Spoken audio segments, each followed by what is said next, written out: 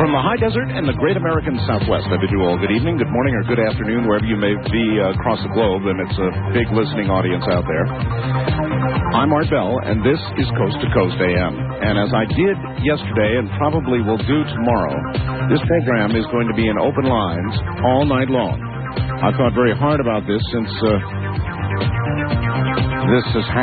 all of this has happened, and CNN is doing just a superb job, as has been Fox and CBC and the BBC and so many other networks.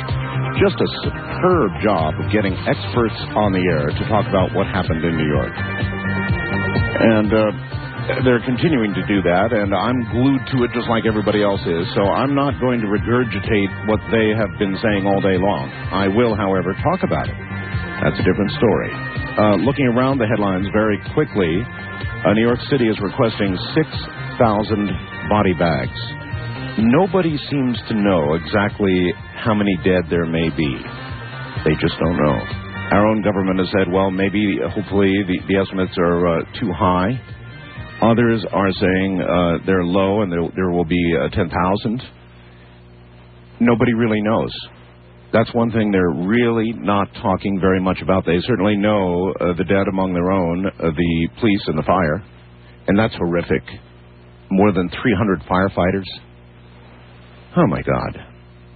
But in terms of the number of civilians killed in the buildings, they don't really know yet. President Bush seeking the okay to retaliate.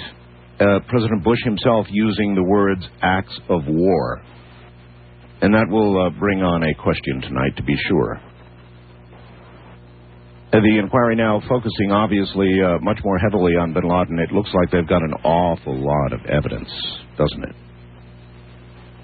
The airline's still not flying. Some limited flights of those flights that were underway will continue, allowing some passengers to get to their destinations. No more knives, lots of new rules to be expected, right?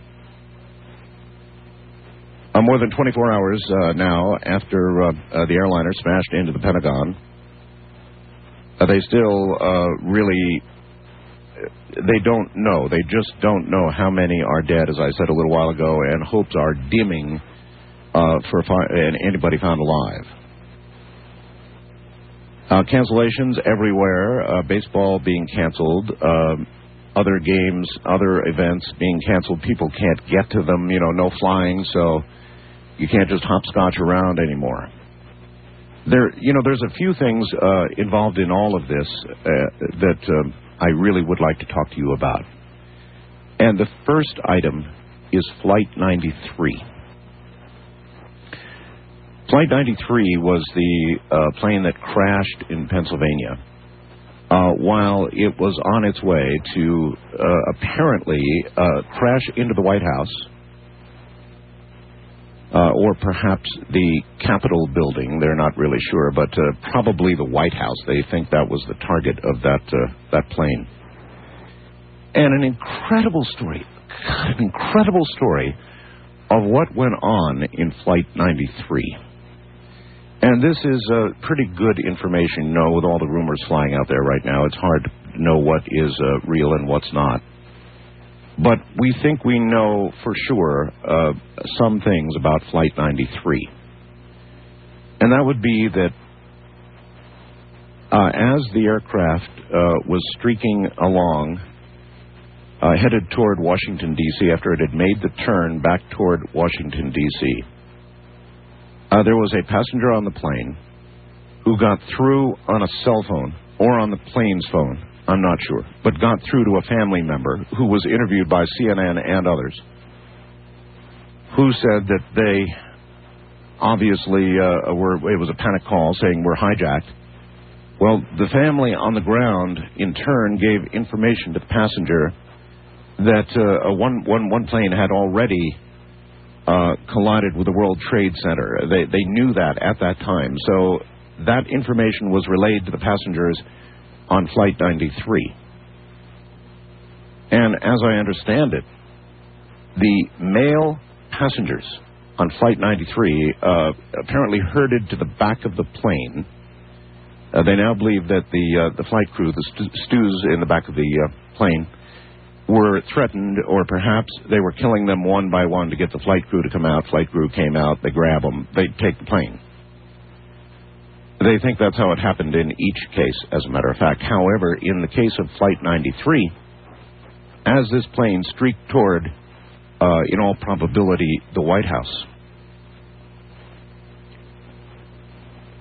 the male passengers voted to rush the hijackers at their own expense. Now, whether they intentionally crashed that aircraft, and that's what it looks like to me, or whether they simply in the process of trying to overpower the hijackers to stop this, whether that caused the crash, either way, there were people, men on that plane, who voted to overpower the hijackers, who had one man, a 2-month-old daughter with him. Others, probably entire families. So, I think these people are really heroes. I think these people deserve the Medal of Honor.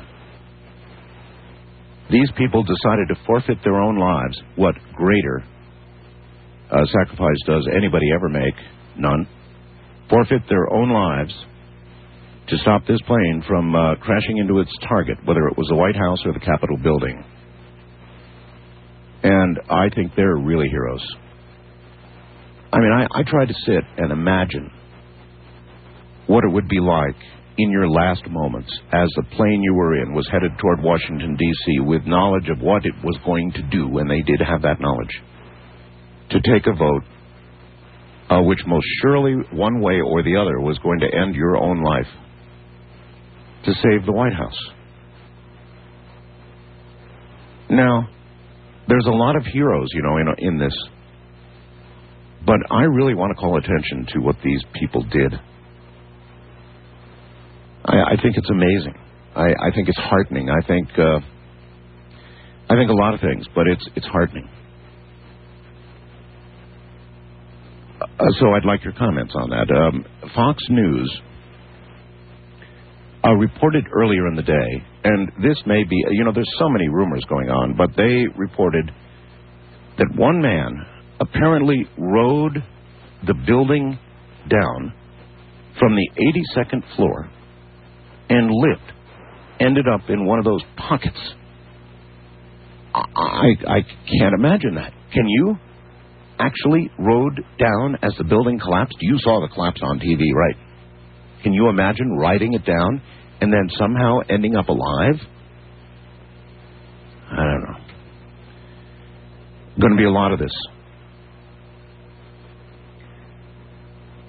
I do have a photograph on my website, which is very disturbing, which got up there about 15 minutes ago.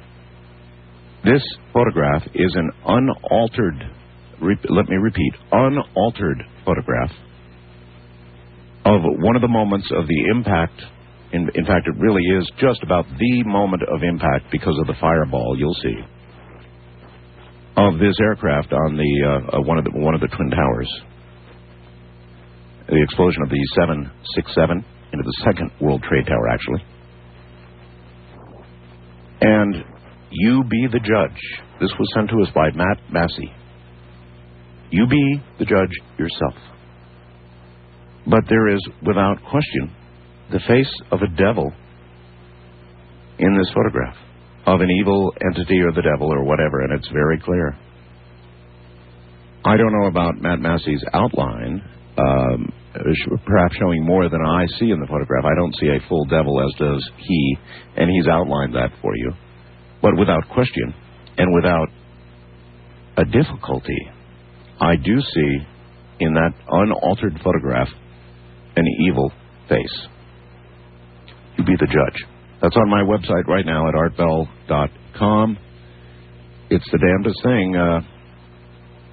We found these in a number of photographs. You remember the election photograph? And what we had right in the middle of the two candidates, remember that? and a number of other photographs. But there's very little question about this photograph. We just got it up before airtime. If you go to my website, artbell.com, click on What's New, and then photos from 9/11 terrorist attack. It is the first photograph right now there. And below it, what Major Ed Dames... as a matter of fact, I guess we didn't get all of that up. We didn't get the important part of it up. I'll have to talk to Keith about that. There was more to this. I guess if you click and enlarge it, let me see. I think you're going to have to do that. It may be, I think in the entire photograph. Right now, my own website is slowing down as zillions of people go up there following my directions. So I've just slowed myself down to the point where it's going to take me a minute or so to get this photograph. So patience, everybody. There's a lot of traffic up there right now. At any rate, the drawing that Ed Dames did send me, I faxed on to Keith, and he has put up on the website of where he believes this attack originated.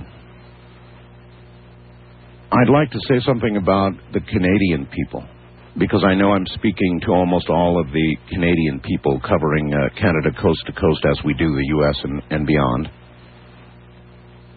The Canadian people have been fantastic throughout all this. About 17,000, is it, people who are being provided hospitality by Nova Scotia and throughout Canada, as a matter of fact. For planes that landed in Canada, still nothing is particularly flying, and so these people are stuck in Canada, and these Americans, for the most part, are stuck in Canada. And the Canadian people have been wonderful. Big-time friends. Now, make no mistake, with the incredible amount of uncovering of evidence today, there's going to be an attack. We indeed are going to attack someone, somewhere. Possibly Afghanistan, the Taliban, and if you listen to what the president has been saying, an act of war, his words, an act of war. And he was very clear about those who harbor people like bin Laden and company, and so that would include Afghanistan.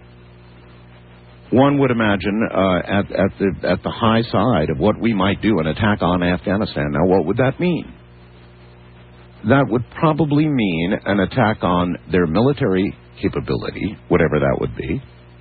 It may well mean an attack on their infrastructure, power plants, that kind of thing. We don't attack intentionally civilians at all. So at the high side, all I can imagine, of course, there could be other countries involved as well. And so we could have, make no mistake about it, a war on our hands. Most of the newspapers that all these networks review every night talk about acts of war and war, it's war, headlines like that. So it may be war. And I wonder if you think that prior to attacking anybody, we should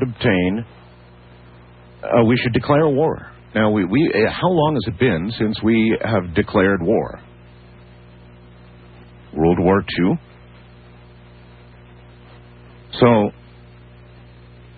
shouldn't we declare war? Or is that not important? Have the days of declaring what you're going to do become moot? I'm not sure. What do you think? I somehow think we probably ought to. So should a declaration of war be made prior to any attack, which obviously is coming? And I have one more thing I want to talk about with you, and I will, after that, open the lines and do exactly what I've pledged to myself. I have had, I bet, 100 offers of, experts to come on the air and guests who would like to come on the air about all of this. But I am declining them all because I think the right thing for me to do is to let you have a voice. Simple as that. I don't hear a lot of that going on. I hear wall-to-wall coverage, which is great, and I'm watching it myself, as I'm sure many of you are. I don't hear a lot of open lines, so I'm going to continue to do that. At any rate, stay where you are. We'll be right back. All right.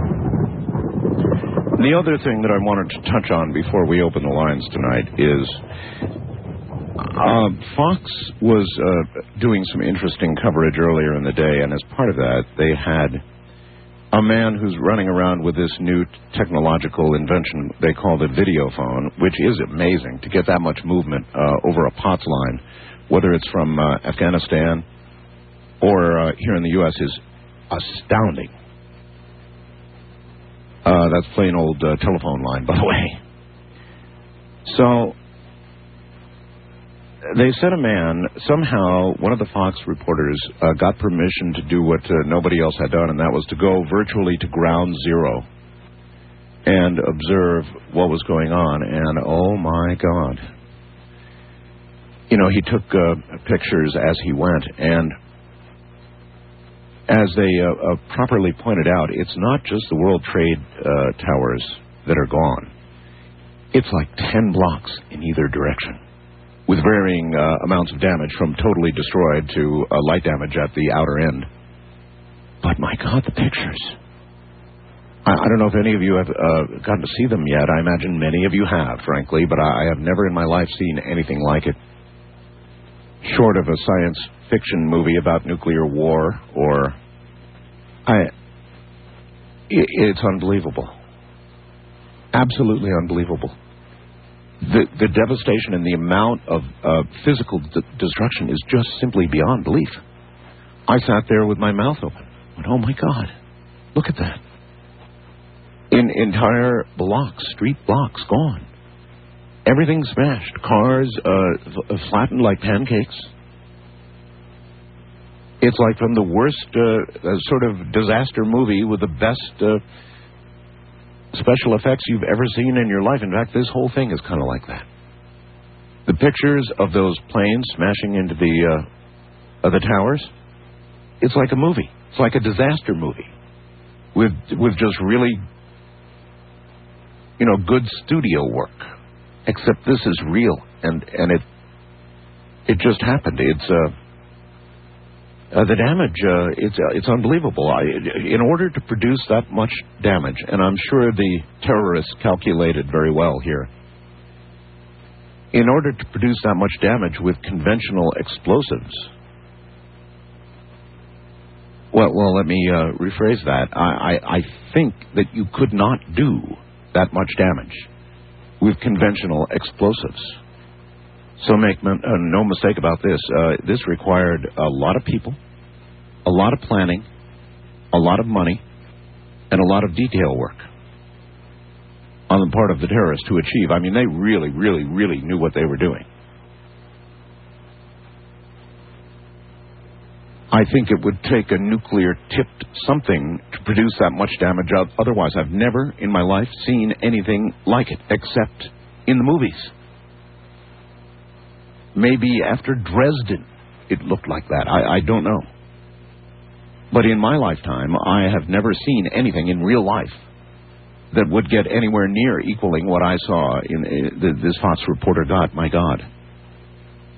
It's going to be weeks and months before they get things picked up. So, after the break here at the bottom of the hour, I'm going to do exactly what I have pledged to myself to do, and that's to open the lines to all of you, and you're certainly welcome to discuss any of this or anything else about this incident. That's about the only thing that anybody out there is thinking about. I'm Art Bell, and this is Coast to Coast AM.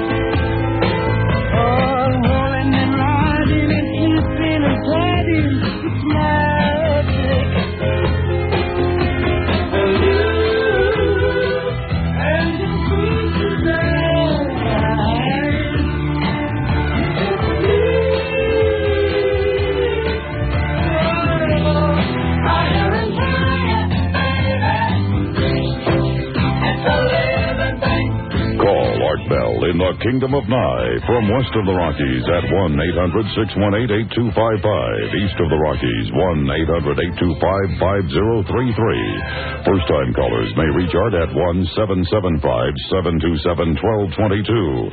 And the wildcard line is open at 1-775-727-1295. To reach Art on the toll-free international line, call your AT&T operator and have them dial 800-893-0903. This is Coast to Coast AM with Art Bell from the Kingdom of Nye. In fact, let me hit that a little harder.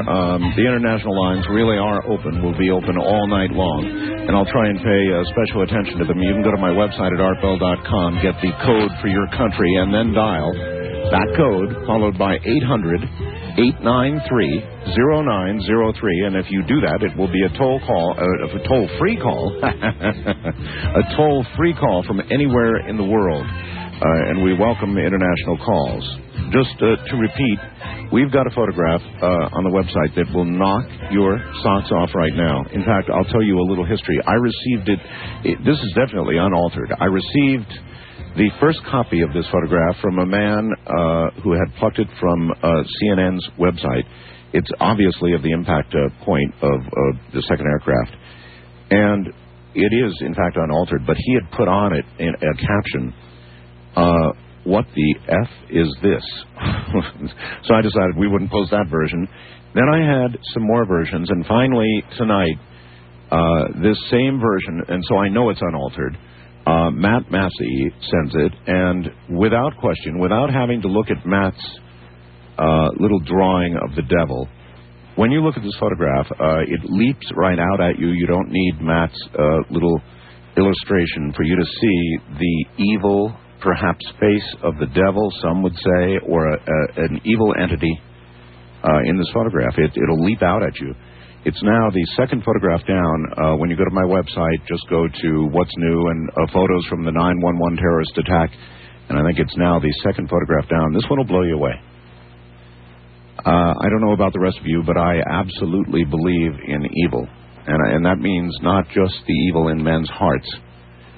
There's certainly enough of that to go around, but in a separate evil. I believe in a separate evil, and so I'm not surprised to see this photograph. It just says, what do you think at the end of it? And so it's a good question for you. What do you think? It's at artbell.com.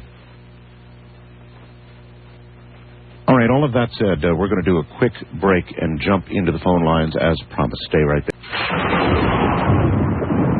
All right, here we go, into the night with Unscreened Talk Radio. And Wildcard Line, you're on the air. Hi. Yes, hello, Art. This is Max, St. Thomas, Virgin Islands. Max, is that correct? That's correct. Hi, Max. Great to hear from the Virgin Islands. How's our affiliate down there doing? Doing well. You're big out here. Real large. Welcome to the program. How's all of this going down there? Oh, it's amazing. I mean, everybody's apathetic here as well. It's filling the newspapers. We're on heightened security. Our airports and the federal building has been on heightened security as well. So we're probably reacting to it about like everywhere else in the country. Mm-hmm. Except that the Virgin Islands, kind of like my situation here, depends a great deal on air freight. We depend on truck freight, but they're on the Virgin Islands. I would think that you all depend extraordinarily on air freight coming in, don't you? Well, a lot of that, plus a lot of ships coming out of Miami. I think more ships than air freight for groceries and okay, that's right. You have ships. We have trucks. True. True. I was at your website and looking at the Ed Dames illustration. Yes. Just looks like he's got it down to a pinpoint accuracy. Well, what you would have to say of this is that the guy's got his neck stuck out. He's saying, here it is. Here's what the command and control nerve center will be like, and here's where it is. That's getting pretty damn specific. You know, a lot of people say, gee, they never get specific. That's pretty specific. Yeah, I would say so. In fact, I'm wondering if if it's going to be taken in when they do the investigation, if anybody's going to take this seriously and really check it out. I don't know. There's been any word on that yet. My guess is that after the attack, in quotes, which is inevitably coming, we'll know something like this. Yeah, I sure hope they take it seriously, and it'll be a good chance to verify the whole thing anyway. Do you think the United States should be declaring war before going to war? Yes. Yeah, I do. I think that everybody knows it's coming anyway. Do you think the president will go to Congress? Yeah, I believe he will. I think he's already starting in that direction, and I think he's got this almost global support. Mm-hmm. And it just seems like a classy way to do it, like we used to do it, and it shows the difference between the terrorists and us. I just received word that the UN and workers with the UN are all pulling out of Kabul right now. That's a good sign. That's a sign. It depends on. I don't know if it's good. Well, I mean, it's good in the fact that they're taking it seriously, if nothing else, and they're realizing that we mean business now. We're not just going to tolerate this. Yeah. Well, they may have had a message from New York. Get out now. Yep. Well, I'd like to see it. I can't wait to watch us go in. I'm going to be glued to CNN, and I'm going to love every minute of it. I appreciate your call, sir. Thank you. I'm not. I don't think that's the word I would have used. I'm not going to love every minute of it. Because, there's going to be a lot more people killed. But people get killed in war. But I'm just not going to love it. But I'm going to support it. There is no question about the fact that this is an act of war against the United States, and it's going to be answered. But I'm not going to love it. I suppose some feelings, normal human feelings of justified retribution can't be avoided, right? So I suppose I'll have them, but I don't know about love. East of the Rockies, you're on the air. Hello. Hello, sir. Hi. Okay, I'm sorry. I'm really nervous. I've always wanted to talk to you, but haven't ever actually gotten to get through. Where are you? I am in Red Oak, Texas. I am south of Dallas. Okay, and what is your first name? Britt. Britt? Okay. Welcome, Britt. Oh, it's great to talk to you. I'm actually in the circling pattern for Dallas-Fort Worth International Airport. Right. I get a ton of air traffic over me every day for it and several municipal airports around this area, too. And about midnight last night, I'd been watching all this coverage on the television all day long and was just astounded. I'm a fairly young, 23. Right. Had no clue what it was like back in the 60s, living under the threat of nuclear war or anything like that. And this is, the kind of mentality that had taken over everybody, especially in the early part of the events that happened yesterday. Tell you something, Britt, in a way, back when we did live under that threat, and, when I was a kid, I was under my desk, duck and cover, here it comes. So I went through that, and in a way, certainly, retrovision is 2020, but we were safer then than we are now. Yeah.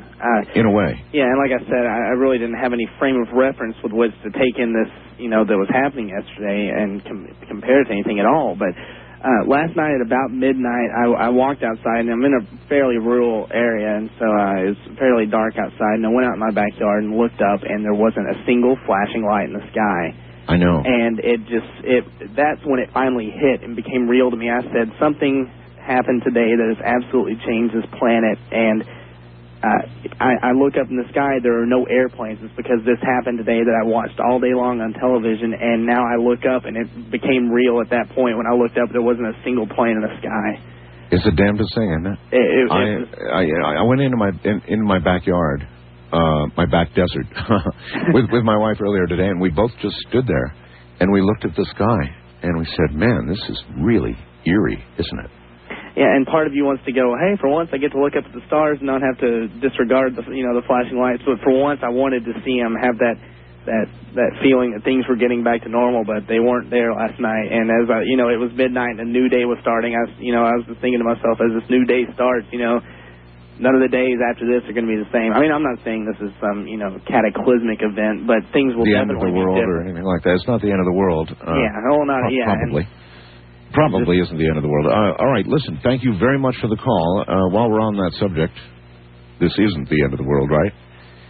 There is, we believe, an inaccurate rendition of the Nostradamus prediction on World War III ripping across the Internet out there right now, and I'm going to read it to you.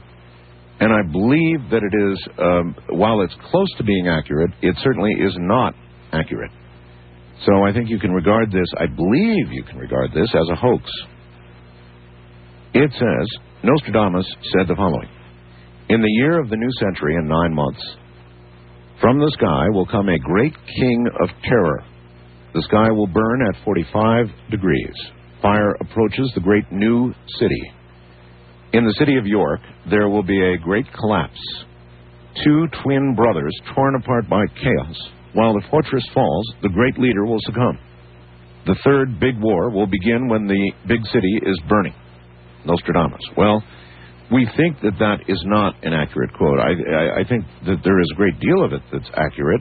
I think the city, or the part about York, is not. But new city would be sufficient anyway. The person who sent this notes, he said this will be bigger than the previous 2. 2001 is the first year of the new century, and this is the 9th month. New York is located at the 41st degree latitude. So we might discuss this a little bit. I don't have the specific words of Nostradamus, but I don't think those were exactly them. They're close. West of the Rockies, you're on the air. Hello. Good evening, Art. Good evening, sir. My name is Gary, and I'm from Seattle. I listen to Como. Yes, sir. I really appreciate you doing this. I think the country needs this. You know, we've all suffered a great psychic shock, and we all want justice, but I think we all need to be thinking carefully about our steps that we're going to be taking, like you said. I did the whole program all day long yesterday. I was in shock, and I did the program in shock, and I'm not sure I'm out of it yet. I'm a little bit better today than I was yesterday, but I was really in shock. Well, you weren't alone. I heard every commentator on TV, and they all said the same thing. They said they felt shocked, so you certainly weren't the only one. Well, shocked and in shock are kind of different things. I was sort of in a different state yesterday in that it almost, and a lot of it today, too, as I look near ground zero, it almost, you've got to suspend belief. You look at it, it's like a movie. Yeah, I wanted to comment what you said about the building quickly, because I heard one of the fellow, in fact, it's the famous demolition group that brought down the Kingdom up here, and they're known worldwide. He said he looked at that, and it's his opinion that it was the fireball that brought it down. But the other thing I thought it was interesting that he said, and it goes along with what you said, there's a huge amount of damage around there. They're expecting 2 more buildings to collapse.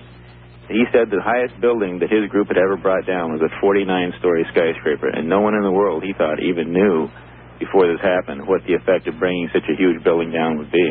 Yeah, well, I don't think they ever bring down buildings quite like that, even though it fell as one of our casinos might fall in Las Vegas almost straight down, which was amazing, cascading on itself. In fact, it was a miracle. The people that helped design that are from around Seattle here. In fact, I heard them talking. They said only because of the outside building being designed a certain way did it pancake. Otherwise, it would have fell over sideways.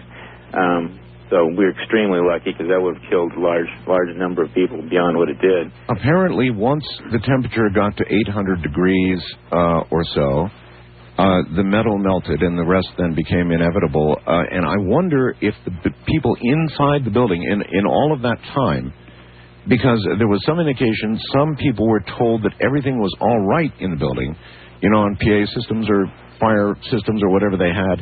They were telling people it would be all right, and they might not have known it's not going to be all right. Yeah, I think there's a huge amount of chaos, and I don't really think people knew what was going on outside. Let me bring up 2 more quick things, and maybe, hopefully, the rest of the program, some other people might want to discuss this, and then I'll get off here. But since I work here in the town of Boeing, I had talked to a friend of mine. I've only had one other person on the show bring this up who was a pilot. He said this could all have been prevented if the flight crews had not been taken over. Now, what I'm wondering is why no one is talking about why we are not doing this is reinforcing the bulkheads. And what I think we should be doing is what he said is we should be putting a bulkhead on there with like stainless steel and Kevlar. Yeah, I always thought the cockpit doors were awfully flimsy, you know, on any plane I've been on. Yeah, there's simply no way that a passenger, there should not even be a handle on the outside that the passenger could even get in there. All that said, though, sir, let me ask you about what you think about the people, the men of Flight 93. Oh, I agree with you. I believe that they were heroes. I don't know if we'll ever know for sure, but I believe that they were. In fact, a friend of mine even brought up an interesting thing we discussed today. The other flight hit at the Pentagon. They know now from tracking it, it was headed for the White House, and they think it was going to go to the White House, and the Pentagon was its backup. That's right. And he said, because you think about this, the people on there probably didn't know that most of those planes were going to be crashed because they just knew they were taken over. And the people heading for the White House, they were low enough, they might have figured out that they were going to crash it into the White House, and maybe there was a struggle because that plane slowed down and turned sideways. Well, they knew that one plane had already slammed into one of the towers. We know they knew that, and we know they took a vote. Can you imagine? Can you imagine? I mean, you would know almost for sure what would happen if you, without pilots, just as a bunch of passengers who took a vote, went up and rushed the cockpit. You know how that's going to turn out. I'm just saying, he was just saying that, think of the psychic shock detonation if they'd crashed it straight into the White House. Oh, I know. One other thing, Art, that maybe people want to comment, I'll get off here. We were talking about bin Laden. Bin Laden is being given sanctuary in Afghanistan right now because they're no longer selling as many drugs, and he's paying most of the cost for the Taliban. He also has camps in Pakistan, and vis-a-vis what you talked about last night with Ed Dames. Right. I think we should all be thinking seriously now. I think the Congress finally is about terrorism and people coming into our ports and bringing in biologicals and weapons rather than missile shields. Vis-a-vis the Pakistani dictators, they have nuclear weapons. You now, know, we set up a war over there. Yeah, the problem that we have, and I don't know what we're going to do about this. You may have comments on it. Obviously, we're going to have to begin relinquishing some freedoms in order to have more security. Period. That's a fact. Right. Some. But like I said, I'm worried about, we could provoke an entire war over there if we get into Pakistan, and maybe, who knows what will happen, Afghanistan, and who knows what will happen, because he has camps in Pakistan, too. Isn't it maybe the Pakistani dictator will hire bin Laden's men, who he's trained 10,000 of, to sneak a nuclear weapon into one of our ports. I know. Listen, I appreciate your call. I know what you're saying, but last night I said to you, and I say again tonight, we have been shocked, we have been saddened, but we sure as hell have not been defeated. They're gonna about find out how undefeated we are as a nation. Sure, it knocked us down, but not out, not by a long shot. However, if as a result of what happened in New York, we have to virtually remove so many freedoms in our quest for safety that we become something other than what we are, a constitutional republic. If so many freedoms are removed that the Constitutional Bill of Rights doesn't mean what it once did, then in a way they win. So it's a real dilemma. First time caller line, you're on the air. Hello. Hello. Hello? Yes, sir, you're on the air. Hello? Hello. Hi, how are you? I'm okay, sir. Where are you? I'm in Martinez, California. And your first name? My first name's Phil. Phil, okay. I'm not going to go for the removing of freedoms. I'm going to go for excessive force against the perpetrators of the crime. I believe that you're right, that there is evil, and I believe that Allah is evil. And I think that we know who all the terrorists are around the world. We know what the organizations are, Hezbollah, Fatah, bin Laden's one. We know who's harboring them. We know where their money goes and who has it. And I think the thing to do is to draw up a list of the leaders of these organizations and their lieutenants and their most active people. I mean, I want to stop you. I don't think Allah is evil. I think some who follow Allah and do things in Allah's name are evil. Well, they all profess a hatred of Christians and Jews and No, they don't. And a need to convert the infidels. No, they don't all do that. It seems that way to me. That's because we're watching the press. You and I are watching the American press, which concentrates on that because it sells. But not all. That's the radical fringe. And listen, we've got radical fringe right here in good old U.S. of A. No question about it. Yeah. And I don't want to succumb to that radical fringe and lose my constitutional freedom.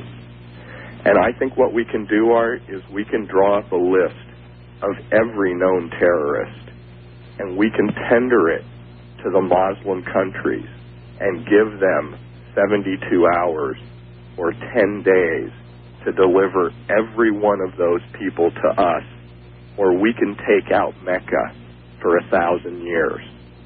And I think that is the way to go. And I think that we take that 72 hours or 10 days and saturate the world media with the idea that these people are doing it to themselves. If they lose Mecca, it's because they are causing the problem. All right. And we're not going to let it go on. I appreciate that, but I think, again, military targets and infrastructure in Afghanistan, if it turns out that he's the guy and they're harboring him, that's the way I think it'll go down. I'm Art Bell. Open lines all night long. This is Coast to Coast AM. You think that people would have had enough of silly love songs? Well, look around me and I see it isn't so. Some people want to fill the world with silly love songs. And what's wrong with that? I'd like to know.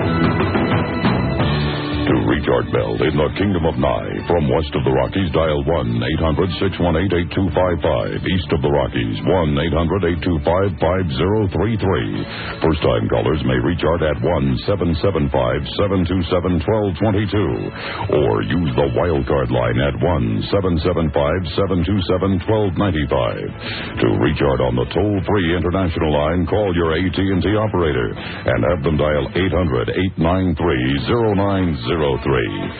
This is Coast to Coast AM with Art Bell on the Premier Radio Network. It certainly is. Good morning. We are not going to have a parade of experts on this show, nor a plethora of guests. However, if you have been a past guest on this show and have something you wish to contribute to the conversation, I will speak briefly with you, as I said last night, and that would apply, I suppose, to anybody in the category of some kind of expert or somebody who has something to contribute of exceptional quality. If that would be you, then you're welcome to call our network tonight. There's going to screen calls for me. I should have mentioned this last hour. And occasionally we may put somebody on. So my network in Medford, Oregon is area code 541-664-8829. You may call that number now, and they're going to act as kind of a screener for those that really do have a reason to be on the air. That's area code 541-664-8829. Otherwise, it'll be open lines all night long. In a moment, I've got a couple of very important things for you. Just breaking Associated Press. They're now saying that they believe as many as 50, I repeat, 50 people were involved in this plot to do what was done in New York. Now, you think about that a little bit. 50 people involved. How could they possibly have kept anything quiet with 50 people involved? And yet that's what they're saying.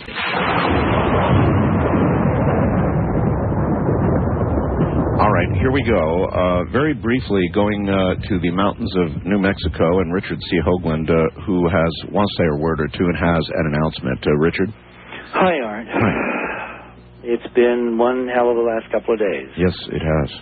I know you haven't been, and I haven't been sleeping well either. I keep falling asleep and then having weird dreams, and I think the whole country is in a kind of a paralysis. This is a turning point for something, and I just want to express my heartfelt feelings for the victims and their families, and for these. I mean, I really admired what you did for the guys on Flight 93, because I think they really were heroes. I think this is the one little ray that comes out of this. under times of extraordinary duress, we find what we're really made of. That's a pretty big, Ray, in my mind. It's incredible what they did. Having their families on board, knowing what was going to happen, they decided, obviously, to end their lives. I mean, that's as big a sacrifice as it gets. And I also think that maybe the passengers on Flight 77 also should be thought of in a similar vein, because according to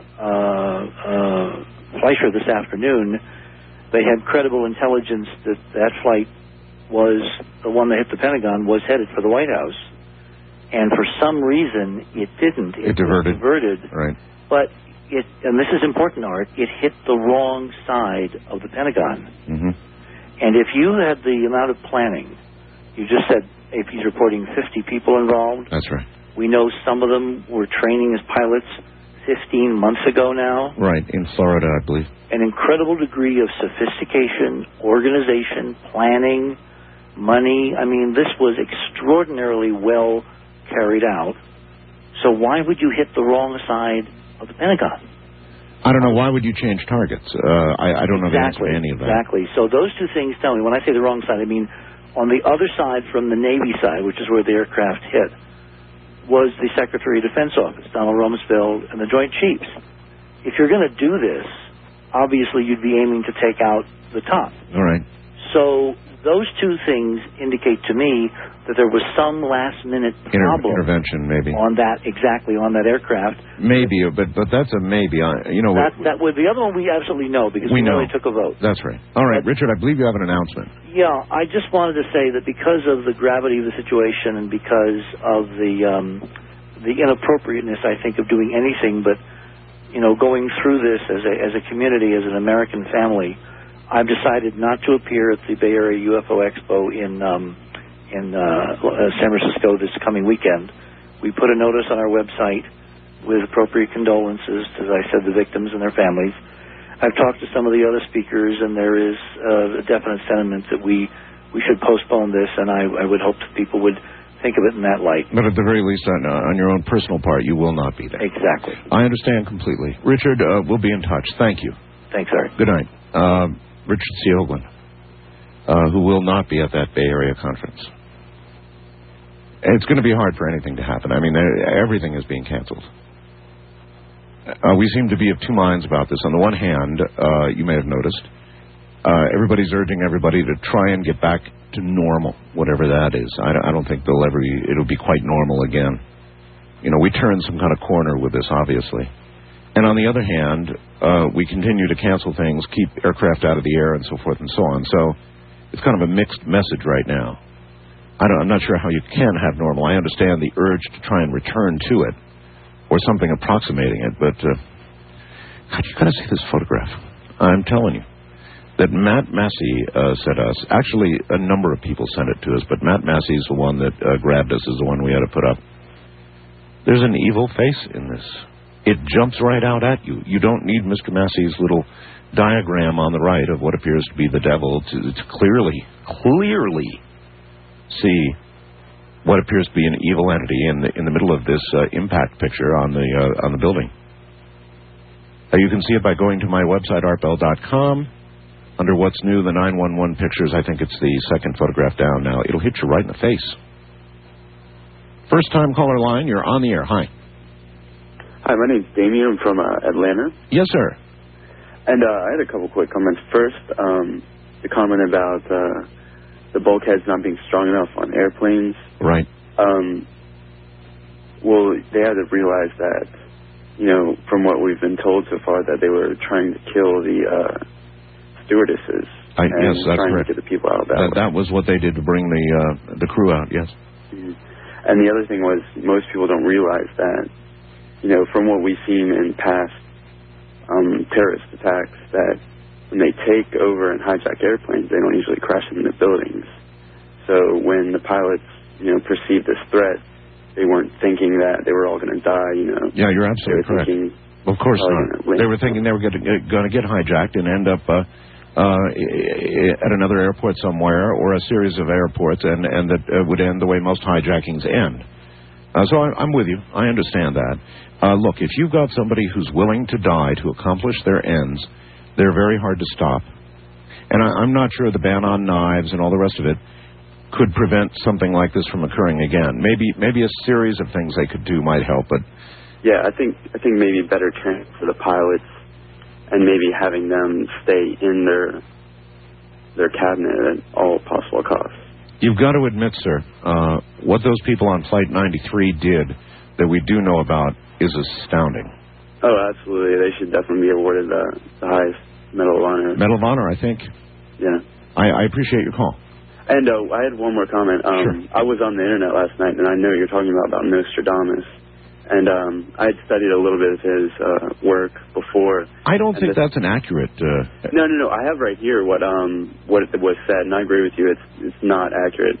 What was on the internet, it says, in the city of God there will be great thunder, two brothers torn apart by chaos, while the fortress endures, the great leader will succumb. Third big war will begin when the big city is burning. And then it also says, on the 11th day of the 9th month, two metal birds will crash into two tall statues in the new city, and the world will end soon after. And that really that's not consistent with his writings. He usually doesn't have specific dates. He left it very open. Yeah, but some of it is accurate. It's sort of a seed of accuracy in there, I think, about the two brothers. I think there was something that Nostradamus... what was really consistent, what I visited several sites last night, was saying the new city would be attacked. New city is correct, and I think two twin brothers was also in there. I'm not sure about that, but I think so. All right, sir. Thank you very much. Thank you. Take care. Wildcard line, you are on the air. Hello. Hi, Art. This is Greg in San Diego. Yes, Greg.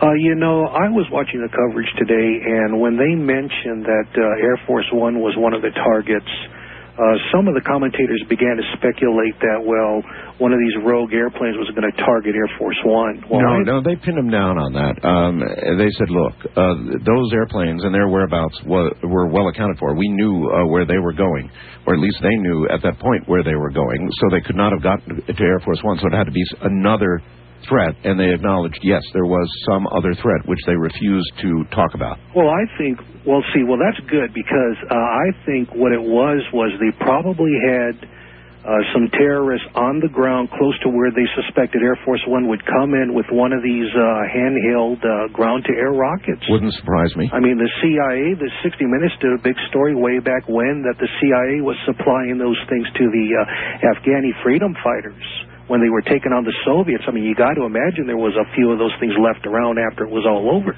Stinger missiles. Yeah, and yes, that's right. They were left with many of them, and you could be absolutely right. It could have been that kind of threat, sure. And they got a heads up on that, and then they just decided to turn that plane to get it out of the possible target range of a Stinger. Makes sense to me. Something else I wanted to mention, too, talking about what you mentioned before about our loss of freedoms. I saw Tom Daschle do a real short interview on one of the channels today, and he mentioned right off the bat that, hey, people, you are going to lose your freedoms. And right away I thought, boy, there goes the Bill of Rights right out the window. And, we're going to be living like the Soviets did in the 80s. That's, at one end of the, the radical possibilities of how all this could turn out, that there would be that. But I hope it doesn't go that far, because that means that they really won. Well, right. I hope it doesn't either, but it just seems like that's, what's being prepared. Everybody's saying this is an attack on freedom and liberty and everything we stand for. Well, if it turns us into something other than what we stood for and have been, then they really have won. Well, for the people who heard his wording, it just sent a chill down my spine. I thought, oh, here it comes. I hope it doesn't happen, but, I'm with you, sir. Thank you. I hope that we can in some way increase security. Everybody's going to understand that. And right now I understand that as much air rage as there has been around the country, almost everybody is in full, complete understanding of why they're not going anywhere right now, why nobody's going anywhere right now, why air shipments are stopped, and why passengers are either stranded or unable to move as they would have otherwise. Everybody understands. But it is eerie. Oh, God, it's eerie. Out here in the desert, we're right in McCarran's flight path to San Francisco, and So on any given day here, the sky is full of contrails and airplanes. And it's just eerie. It's silent. It's dead. I'm sure many, if not most of you, have experienced the same thing. It's really eerie. East of the Rockies, you're on the air. Hello. Hi, Aaron. This is Josh. I'm in Omaha. I'm a 22-year-old college student here. Yes, Josh. And I wanted to address the backlash right now in this country against Arab Americans. I myself, I'm half Lebanese, you know. Yes, sir. My family, like my dad, is full Lebanese. I have relatives that are. And what made me call is I just was in a gas station on the way home picking up, snack, and I overheard two guys at the counter, and I caught into their conversation, and I heard, that they were saying that we should kill them all and everything, and they were referring to Arabs and, Arab Americans, even people within our country. And, it's the word terrorist has become, synonymous with Arab, in this country right now, and I just want people to realize that terrorists, McVeigh was a terrorist. Stalin, Hitler, could be construed as terrorists. David Koresh, they didn't have any Middle Eastern descent or anything like that. And, it's sad that, this is like a time when we need to come together most of all. And, this is ripping us, apart internally. These are base instincts, and I agree with you completely. It's horrible. I wonder how we change it, how we try for once not to go there, or is that just impossible because they are such basic human instincts? What do you think? Well, yeah, I mean, people they want somebody's head on a platter right now. They're not going to rest until somebody's crucified, and anger and stuff, it does get in the way. Yeah, but haven't we come a long way in America from wanting a head on the platter to wanting any head on the platter? Yeah, exactly, and that's where it crosses the line, is when it becomes internal violence within our country, and people getting, I've seen all day on the news today, death threats to different Arab organizations, even Arab organizations who hang their own, American flags outside their places to show their support, and it's crazy. One thing I really think, and I want everybody listening to know, is if you are, feel like that violently towards internal, people inside our own country that are Arab Americans, then, you're no different than the people who did this attack on America. I don't think anyway. That might be just my opinion, but, Well, it's my opinion, too. I very much appreciate your call, and I agree with you. Thank you.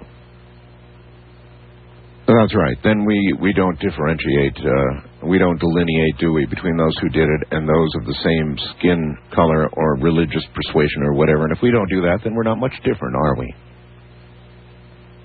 And we are different. We don't kill innocent civilians. We don't try and go out and kill innocent civilians. And even when we do retaliate, even if it is massive, I would expect, as I said earlier, for example, with respect to what we might do to the Taliban and Afghanistan, we would go after their military capability, which would be significant. We would go after their infrastructure, which could include some pseudo-civilian type things like power stations, infrastructure things, bridges, that sort of thing. There will be collateral damage, but the difference, albeit in the minds of some a small one, we don't try to kill civilians. We try to accomplish a goal. So we should be different. West of the Rockies, you're on the air. Hello. Oh, that button is sticky. West of the Rockies, now you're on the air. Hello. Hi, this is Quentin in San Diego. Yes, sir. Yeah, I guess I could continue where the last fellow left off. I think that this is a test of the hatred within everybody to test our own seniority over our emotions. And that's right. I mean, the people who perpetrated this atrocity, that's how much they hate themselves already, and they're just wanting somebody else to take the blame for it. And I think I like your term, the quickening, because I think this is all part of the quickening. With as the vibration on the planet increases, it surely is. We're going to see where there's hatred in the world and where there's love in the world. And yes, and how we react to this is going to define who we are. Exactly, and I think that the biggest defense we have is to choose love at every turn, because you know, if we match that hatred, then we're just contributing more of that to the world. Well, yes, but I don't confuse that with no response. I am fully prepared to respond. And if this fellow did it, if there were 50 involved here in the U.S. and more in Afghanistan, if it turns out that's the way it is, then I have no problem going in and destroying all their military capability and most of the infrastructure of that country. Goodbye. I have no problem with that. Do you?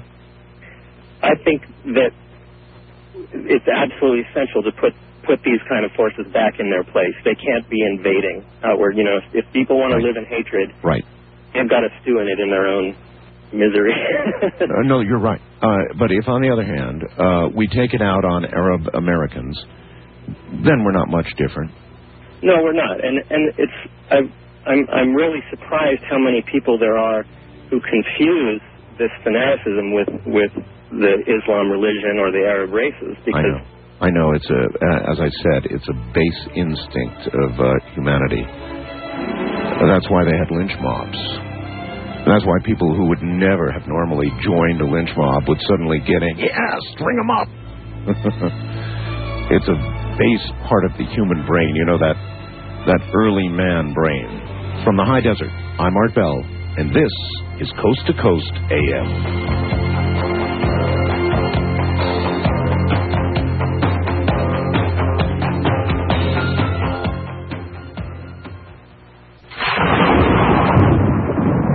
I'm now getting word that instead of 9 survivors, as originally reported, there are only 5 survivors. That apparently, airing on CNN, I guess, my wife just handed this to me, that they said there are only 5. Wonder how they could get that wrong. That they had 9 as the figure for, what, the last 15 hours or so. So now we learn it may be just 5 instead of 9. That's remarkable. Well, here's also a remarkable call for you. This is Steve on Canal Street in New York. Virtually, I understand, at ground zero. Is that true, Steve? Yeah. Well, I mean, I'm at the last checkpoint, and I just came in from outside, and we can walk all the way down to Chambers Street, right where the soot and the... You know, I mean, today I had to go uptown, and it's starting to get normal up there, but I'm carrying my passport and my, you know, to get past checkpoints and everything. It's not America here at the moment, you know? Is it really? That's yours? They're checking passports? Oh, well, yeah, they're checking ID. If you can't get into the neighborhood unless you can't get below 14th Street unless you're in the neighborhood, and the checkpoints get more and more severe as you go downtown. And you've got to have more and more of a reason to be there. So you are at the last checkpoint. Yeah, I've got you know, a decent piece of real estate here in Tribeca, and you know, I mean, I live and work in the same place like a lot of the artists that have been down here, and they kind of blew up our neighborhood. Well, Steve, I saw the second one fall. I stood there and watched with all my neighbors, you know. Steve, I saw Fox go in virtually to ground zero earlier today, and it appears not to be just the Twin Towers, but damn near 10 blocks on each side. No, not 10 blocks. It's, you know, they fell straight down. So they haven't even, like, all the windows blew out on the other side of the West Side Highway, but those buildings should survive. And it's just cutting over to Broadway and Liberty Street right now. And, of course, those things are going to come down. I mean, the news you must be getting elsewhere, but there's just so many, like...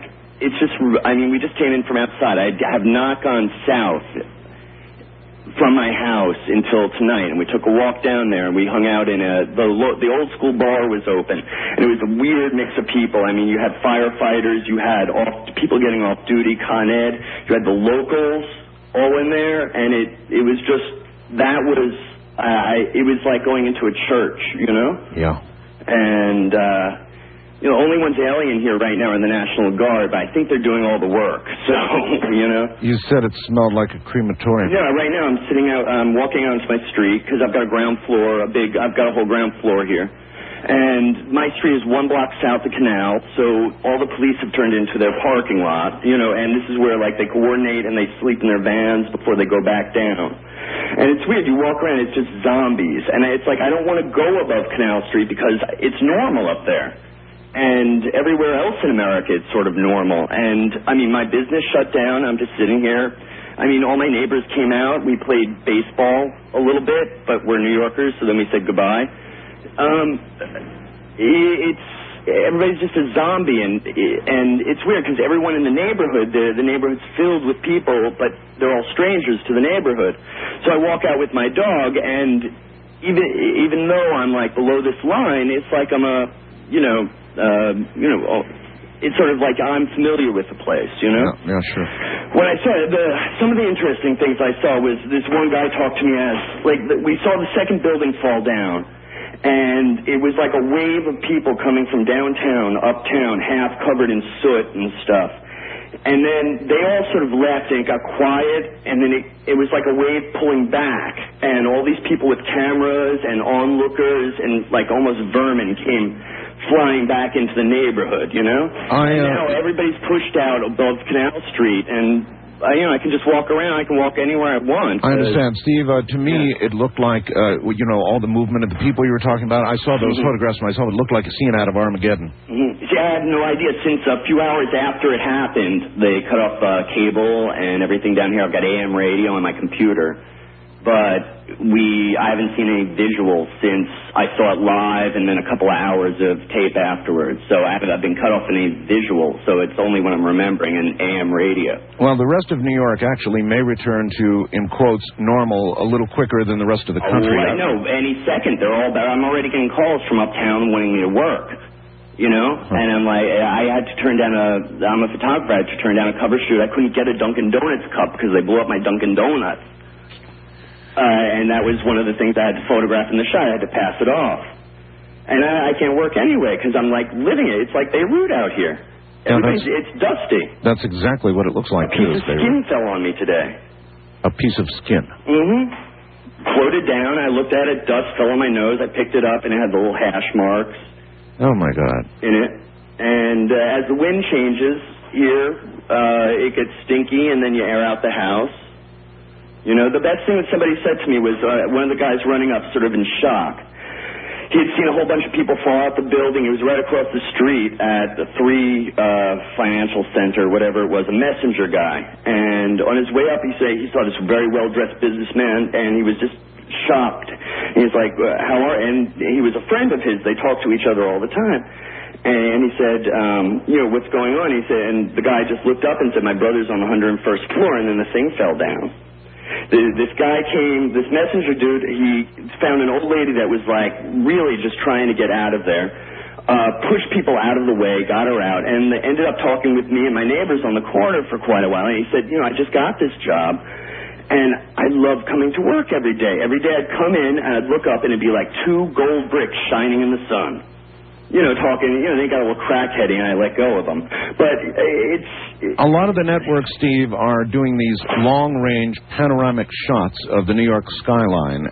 It's like a face with a couple of teeth missing. It's the damnedest thing to even look at. The bar I was just at has been there for a long time. There's old photos all over the place without the Twin Towers in it. And it was kind of interesting, you know? Then we had a scare earlier that, something was going on at Empire State Building. It just sort of dawned on me, if that went away, I mean, we'd look like the rest, we wouldn't look like who we are here. You wouldn't look like New York anymore, that's for sure. And the thing about it, too, it's like New York is such an international place. It's, I don't know, regardless of politics and lots of different things, obviously we are a target, and those 2 big trophies were a target, but it just seems like New York would be the one place the rest of the world wouldn't have a problem with. There is no racism, honestly, here. It's too much of a melting pot for that. Too much of a melting pot for that. So there really isn't all that much racism. And it just seems like what a weird target to be. Obviously we are the target. You, New York and Washington, D.C., New York as the financial capital and Washington, D.C. as the political capital, obviously. Yes. Simple as that. Steve, thank you. Thank you. Take care. Steve, just about a ground zero in New York. Of course, I mean, what they hit and why they hit it are obvious. The financial capital and the political capital. Duh. What's missing, though, is why? What national policy of the United States do they want changed? What demands are they making? Isn't it odd that there would be such a large, complicated terrorist action and there would not be some sort of verifiable claim, and then, of course, the usual diatribe of what they want changed? Otherwise, all we can suppose is that the motive, and the only motive for doing this, was to scare the hell out of us. And so you might infer from that the further motive would be to turn this into a sort of a police state, to, through fear, achieve what could be achieved no other way, and that is have us turn our back on our own freedoms. Something to think about. West of the Rockies, you're on the air. Hello. Hi, Art. This is Jeff in Yuba City. Hello, Jeff. I have a large Arab American population in our area, and I have a teenage boy, and I don't want him to have misdirected anger and such, but the media shows Palestinians dancing in the streets over this psychotic, horrendous act, you know, where they've killed innocent women and children. Yes. And I don't know how to explain to him that he shouldn't hate these people the way they hate us. They're showing women and children partying over the death of our loved ones. And if anyone has any suggestions on how this is supposed to be justified in the eyes of my child, I would love to hear. Well, I think what you might have to do is sit down and talk to your child about hatred. About human instincts and about hatred. And I don't know how else you do it, because you're right. The images are going to absolutely provoke that. In a primitive part of our brain, there's going to be a reactionary lynch mob mentality instantly, and I don't know how you just have to sit down and talk to them about hate and morality, and I don't know. Right. I'm having trouble dealing with these feelings myself, you know. Yes. I went to get gas in the morning, and a guy pulls up in a turban, and I actually started walking towards his car. And I realized it was the old guy from the Quickie Mart, and I got a grip on myself, but it really sickens me, you know. And I think if I was an Arab American at this point, I would dress up like a Mexican or stay in hiding or something, because I'm a very peaceful, passive rock and roll guitar player guy, nonviolent. I hear you. I am having these feelings. I hear you, and I take your call really to heart. Thank you. Thank you. Take care. I do really take that call to heart, and you should too. It may well be that for the great masses, there is no, we are not yet to the point where we can successfully deal with our own primitive feelings. Oh, I don't know. That's pretty scary to hear him talk about that. That's pretty scary in a way, isn't it? And yet it's also, at a base level, very understandable, but scary. First-time caller line, you're on the air. Hello. Hello, Art. This is Terry in Mobile, Alabama. Hi, Terry. I have the correct quatrain for you, the one that all the Nostradamus experts said after the 93 explosion applied. All right, well, you heard me read what's flying around on the Internet, right? They made that up. Yeah, I'm sure they did. Nostradamus quatrain. I have a number of books. Okay, read it to us. Sir, Century 10, quatrain 49. Hello? Yes, go ahead. I'm listening. Go ahead. Century 10, quatrain 49. Garden of the world near the new city, in the path of the hollow mountain, it will be seized and plunged into the vat, drinking by force the waters poisoned by sulfur. After the 93 bombing, this is the one that all the experts put into their books, is the one that refers to the Twin Towers. I didn't hear a reference to the Twin Towers in what you just read. Okay, the new city, New York, Garden of the World, Garden State, New Jersey. Got that. Okay, hollow mountains is how Nostradamus describes things he can't understand, skyscrapers. Well, that's a leap. Right, and I think the one on the Internet is just totally invented. I think they're all a leap. The man wrote everything so ambiguous you could apply it to almost anything. Well, he was trying not to get killed. Yeah.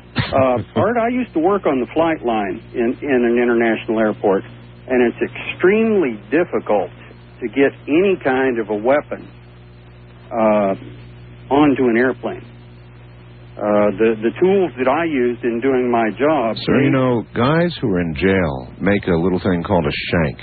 Right. And where there could be no weapons, there are weapons, and they kill people with shanks. They stab them with these sharpened objects in jail. Well, I'm not a criminal. I know how to take a gun onto an airplane because of the training I got before I worked on the flight line. And because of that, I'm sure that anyone doing their job will prevent such a thing from happening. Well, I don't know that such a thing can be prevented. That's what I was just trying to say. If somebody is willing to give their life for a cause, if they're willing to die for a cause, then they stand a better than even chance of getting away with it. And that's how this happened, I think. These people were more than willing and prepared to die to achieve their goals. And in 3 of the aircraft, they did. In 1 of the aircraft, they didn't. So what is that? A 25 chance of success if you're willing to give up your life? They can prevent knives. They won't give out steak knives anymore, not even to the first class passengers. Well, I suppose where there's a will, there's a way. And so ultimately, how we deal with this, I just don't have the slightest idea, and I'm sure the people in authority are grappling with that exact problem. Wildcard Line, you're on the air. Hi. Good morning, Art. How you doing? I'm all right, sir. How are you? Geez, you know what? The last few days, I feel like I'm in a dream. None of this seems real, and I can't believe this is happening. It's just unreal. I know. I feel the same way. I go through long periods of sort of disbelief, and I'm sure sort of a continued state of shock about this. Yeah. I walk the streets. You could hear a pin drop on the ground. Everybody's quiet. No one's talking. Where oh, wait a minute. Where are you? Oh, I'm in North Hollywood, California. North Hollywood, all right. Yeah. And so even there, it's that quiet. Yeah, it's quiet. People are walking around just looking at each other. And I see other people, you know, some people that look maybe Middle Eastern. It's ironic. I see people staring at them really hard, like with hatred. Yeah. I'm like, God, what's happening to us, you know? Well, Steve was wrong about one thing. Steve from New York, who was on here a little while ago, almost at ground zero, he was wrong about one thing. The rest of the country has not yet, by a long shot, even despite calls for it, returned to normal. We're not back to normal. No. Not the slightest. What's really scary about this, I'm not really scared about what happened in New York. I'm scared our country, this is a gem of a country. We're so clean, and our country has never been touched. It's been seriously scarred, and it's been knifed, basically, in a horrible way, and this has never happened before. The only thing that comes close to it is when the Japanese attacked Pearl Harbor, right? So everybody has said, but it's my view that this is a far more cowardly act than was Pearl Harbor. I think you're going to find more people were killed in this attack than Pearl Harbor, but in this attack, the difference is that they went after civilians, innocent civilians, women, children, business people. It was a civilian target, at least at Pearl Harbor. Though it was a dastardly sneak attack, the Japanese were trying to disable our military capability to project power into the Pacific for obvious reasons, with the war beginning, right? In New York, there was no such effort. This is pure terror. Right. Well, it's not 100% pure terror because they hit our thinking tank, the Pentagon. That's where all the people, the men and women, think and design ways of counterattack, the countries in case they do attack. If they attack the Pentagon, that spells out war. The President of the United States is just, the media is now being issued to change the words on the screen from where it says terror in America to America under attack. That's tomorrow, in the next few days, that's going to be on all the screens. It's going to be America under attack. The terror word is going to be removed from it. It's going to switch to America attack. Under attack, so that psychologically we begin thinking about this in a new way. That's correct. And right now, I've talked to a few friends in the media, and they think absolutely positively for sure. You remember what we did to Japan? Yes. This country isn't going to take anything like this. We always, when someone harms us or threatens us... Sir, can you hold on? Yes, I can. All right, we've got a break coming up that I can't avoid.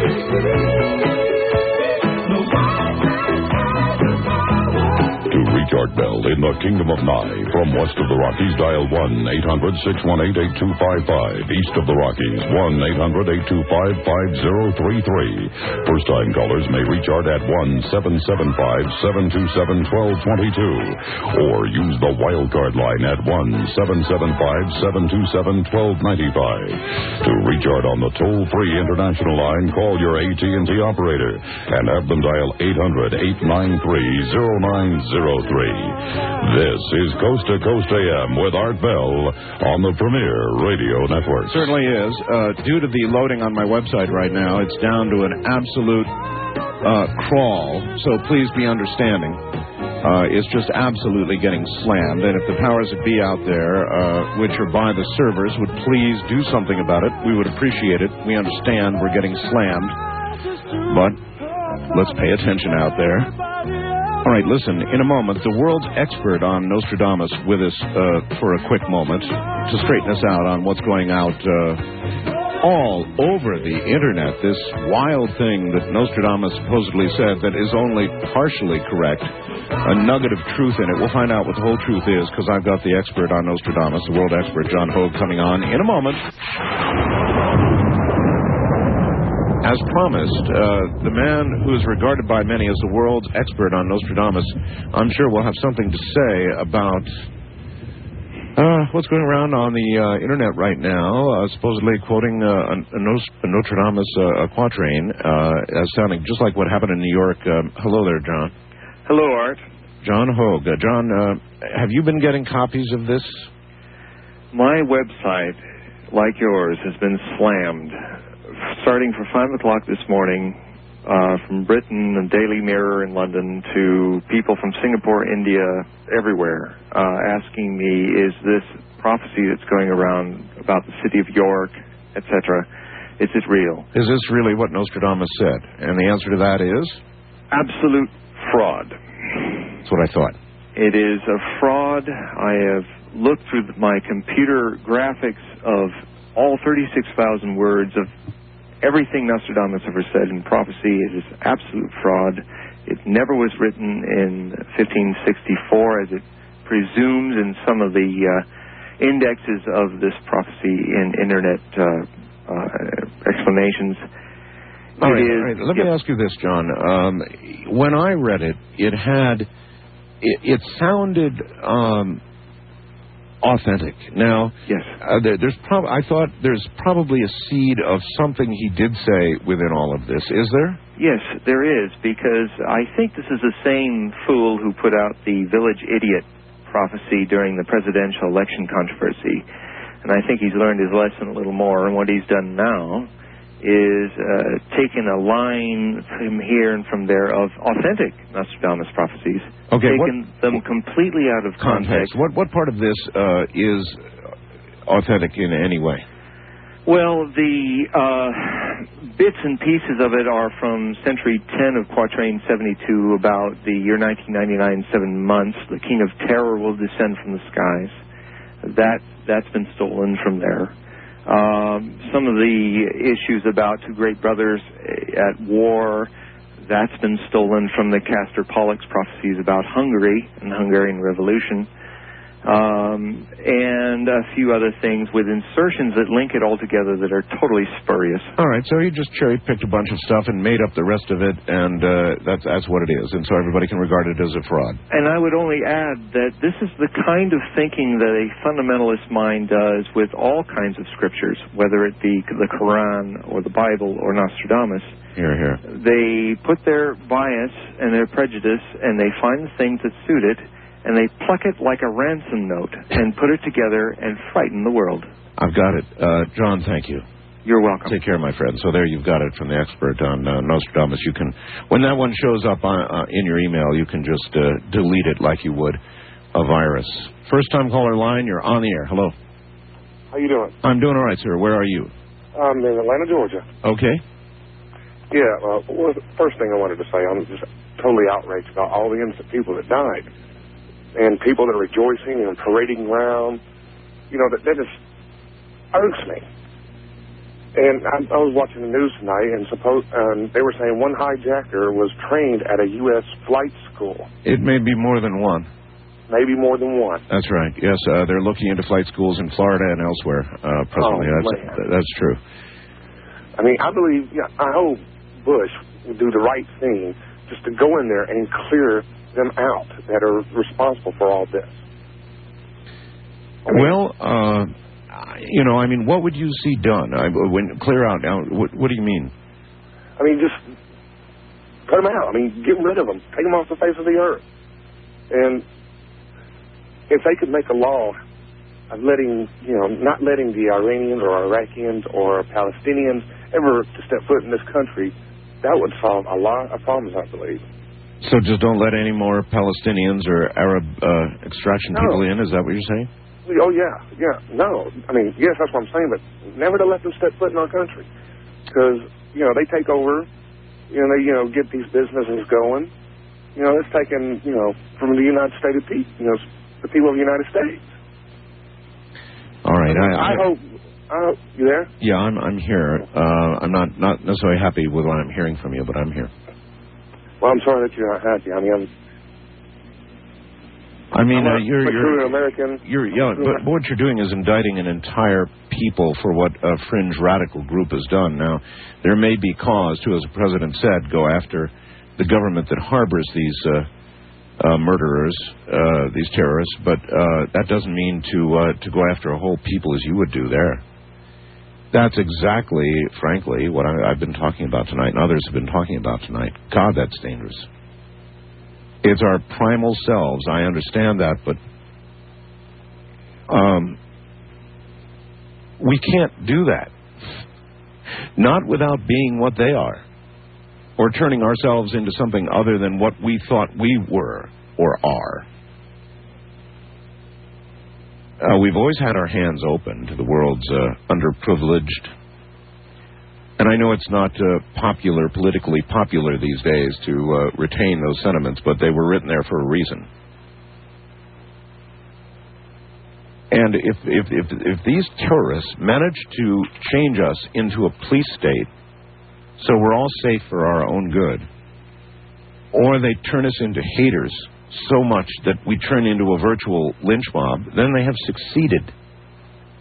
I'm all for a heavy response, but an appropriate response. An appropriate response is to go after these people, bin Laden and company, and kill them. Now, what might that mean? Let's fully understand. What might that mean?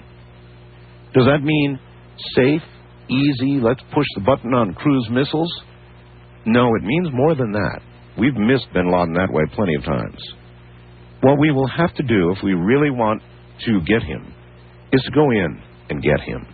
To put U.S. Marines, as we always have, on the ground in Afghanistan, no small matter, and go and get him and kill him, or bring him back and put him on trial and kill him. Then as far as the country of Afghanistan and other countries that have harbored people like this, if that's what turns out to be true, and it's certainly going in that direction, we have every right then to take apart their military capability, take apart their infrastructure. But we dare not go beyond that. We dare not begin killing civilians, because then we are as they are. And so that kind of call just really scares the hell out of me. Wildcard line, you're on the air. Hey, Art, I'm still on hold. Yes, sir. Go ahead. Yeah.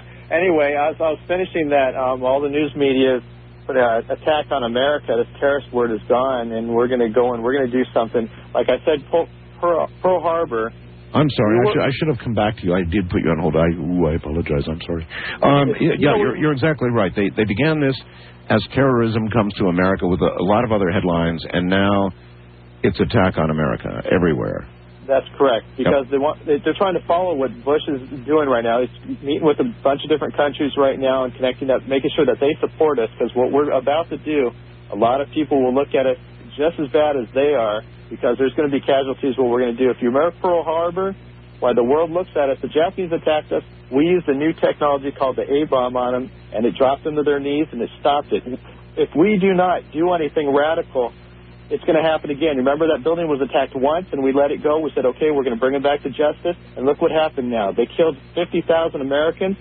We're going to have to send a message. We're going to have to tell the world that, hey, you never do this to America, and this is what's going to happen to you. We're going to do something that the whole world's going to go, oh, my God, they're serious. That's what Bush is going to do. He's going to do something incredibly serious, and the whole world's going to be just as scared and just as shaken about what we experience just right now. Our country is going to take this ever from anyone ever again. And would you think that before we do anything at all, before we attack or whatever it is we're going to do, that we get a regular old declaration of war?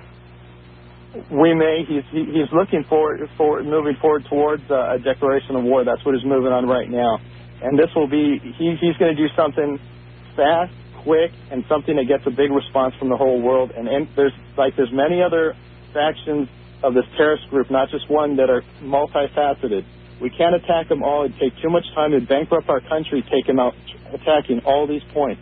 We can't do it. We have to hit one target so damn hard that the rest of these terrorists that want to plan on doing this again are going to think twice. They're never going to do it again. We want to scare the crap out of them. That's what George Bush is planning to do. You know what? I'm all for doing that, but I don't think that what we can do is to just sort of, for example, go after civilians. For example, drop a nuclear weapon on Kabul or something like that. We can't do something like that. Pakistan, I don't know. Maybe they'll fly over and drop letters on that area and say, look, innocent citizens, leave this area now. There's going to be a major event that will happen in this particular area. Just evacuate the city. We did that with Japan, I believe. We dropped letters that stated, get out of this particular area, something's going to happen. We don't want innocent people hurt any more than anyone else does, but there has to be a message sent that America can't be touched like this. All right. I appreciate your call. I don't agree with your comments. I don't think we can do that. I think that we can have it. We can certainly, and we do have the power to initiate a devastating attack. I mean, you can take a country apart without intending to kill innocent civilians. There's always what's called collateral damage, and there are going to be innocents who die. But it's intent that matters, and we don't have to intend to kill civilians. Because if we do, then how do we measure the difference between what we're doing and what they did? Huh? If we drop an atomic bomb or something on civilians, how do we measure the difference between them and us? No, I think we can hit very, very hard without doing that. I think we can deliver an unmistakable message to any country that would harbor people who would do something like this. Absolutely unmistakable. But not that. East of the Rockies, you are on the air. Hello. Hello? Hello. Yes, I wanted to say that I think the American people are being led around by the nose like fools by the corporate media in this country. And in what way? In the way that all of these so-called experts you talk about are proven psychological warfare liars. These people in the CIA and the different alphabet shadow government organizations. All of them, sir? East of the Rockies, call toll-free 1-800-825-5033. Top officers. Okay, well, all right, hold on. You need not give me a litany of names. I'd rather you don't, actually. No, I'm talking about former officers who've come out of the cold and have said that their own agencies have lied, have peddled propaganda to justify bellicose operations against countries around the world, have fabricated propaganda, and I think people who know better are pretending not to know better throughout the media. Oh, listen, no question about it. We propagandize our own people, always have, just the way every other country of the world does with their people. I think it's particularly dangerous right now. I think if you're going to serve the public, you should have somebody on from Covert Action magazine, some of these former CIA and DIA officials. Well, haven't you noticed? I'm not doing that stuff. I'm leaving that to others. Well, check out Covert Action magazine and their org website, because I think what we're going to find out here is that this is a deliberate plan to threaten what's left of our democratic rights. I think the people in the Pentagon and these demagogic politicians in the White House and Congress are drooling at the prospect of seizing on and twisting and perverting this situation, leaving out the fact that the United States has, contrary to what you said, killed millions of people around the world, from the 3 million people in Indochina with saturation bombing, with flechette bombs, with Agent Orange in Indonesia and in Latin America. Millions were killed as a result of CIA overthrows of governments, the support of and arming and training and creation of death squad regimes that have killed hundreds of thousands of people in Guatemala, El Salvador, Latin America, and for instance now in Iraq. according to Progressive Magazine, they've got an article by a man who's got DIA, Defense Intelligence. Pause. Hold on. Pause for a moment. Take a deep breath. If you had been the guy in charge during the years that there was an honest-to-God challenge, are you there? Oh, yeah. Excuse me. Go ahead. Being that quiet causes you to tumble, right? No, I just dropped my phone. All right, we'll try it again. If you'd been the guy in charge during the years that communism was flourishing and spreading, because that was the only way it could survive, and you were in charge of liberty, freedom, and the American way, what would you have done? I know that we overthrew some governments. I know that we did things... This has nothing to do... Well, I don't believe it had anything to do with protecting our freedoms. Well, sure it did. If you look at... it had nothing to do with that. Sir, if the communists wanted to take over the world, which they did, you do acknowledge that, don't you? I absolutely do not, because the United States had the thousands of bases around the world as projected forces, whereas they had their forces around their borders primarily. The amount that the United States in support of U.S. transnational corporations had around the world was total... So in other words, then you don't think the action, for example, that we took in Korea was justified? No, I think people have got to see the hidden history of the true history of something like that, and in Afghanistan. All right, I'd like to point out to you. Listen, I appreciate your calls. Goodbye. But there are hidden histories on both sides, and I know that we haven't been angels. I know that we have had covert operations, and we've overthrown governments or had them overthrown, and we've done our own assassinations and all the rest of it. Anybody who would think otherwise is naive.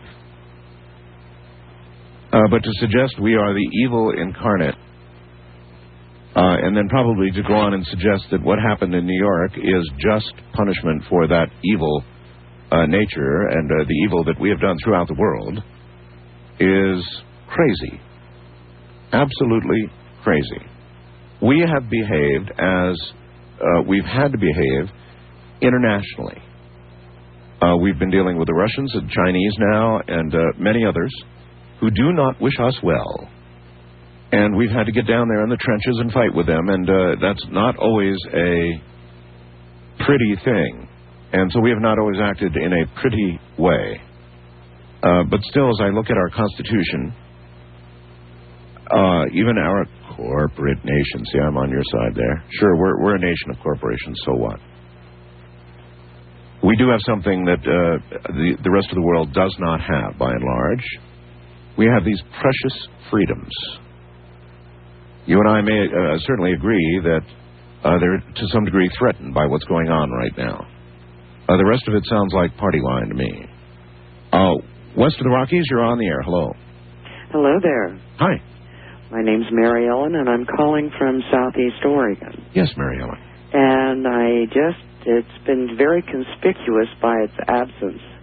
But I looked it up in the almanac and discovered that September the 11th was Muhammad's birthday. Really? Really? I did not know that.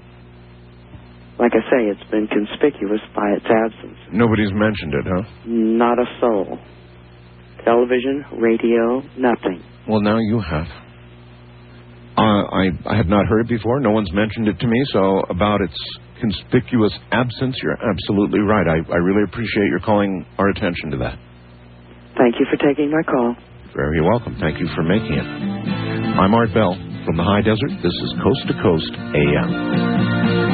I've been drifting on the sea of heartbreak, trying to get myself ashore for so long. For so long. Listen to the strangest stories, wondering where it all went wrong. For so long.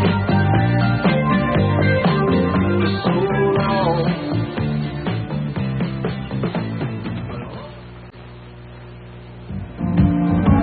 Call Art Bell in the Kingdom of Nye. From west of the Rockies at 1-800-618-8255. East of the Rockies, 1-800-825-5033. First-time callers may reach Art at 1-775-727-1222. And the wildcard line is open at 1-775-727-1295. To reach Art on the toll-free international line, call your AT&T operator and have them dial 800-893-0903. Open lines all night long, probably all this week.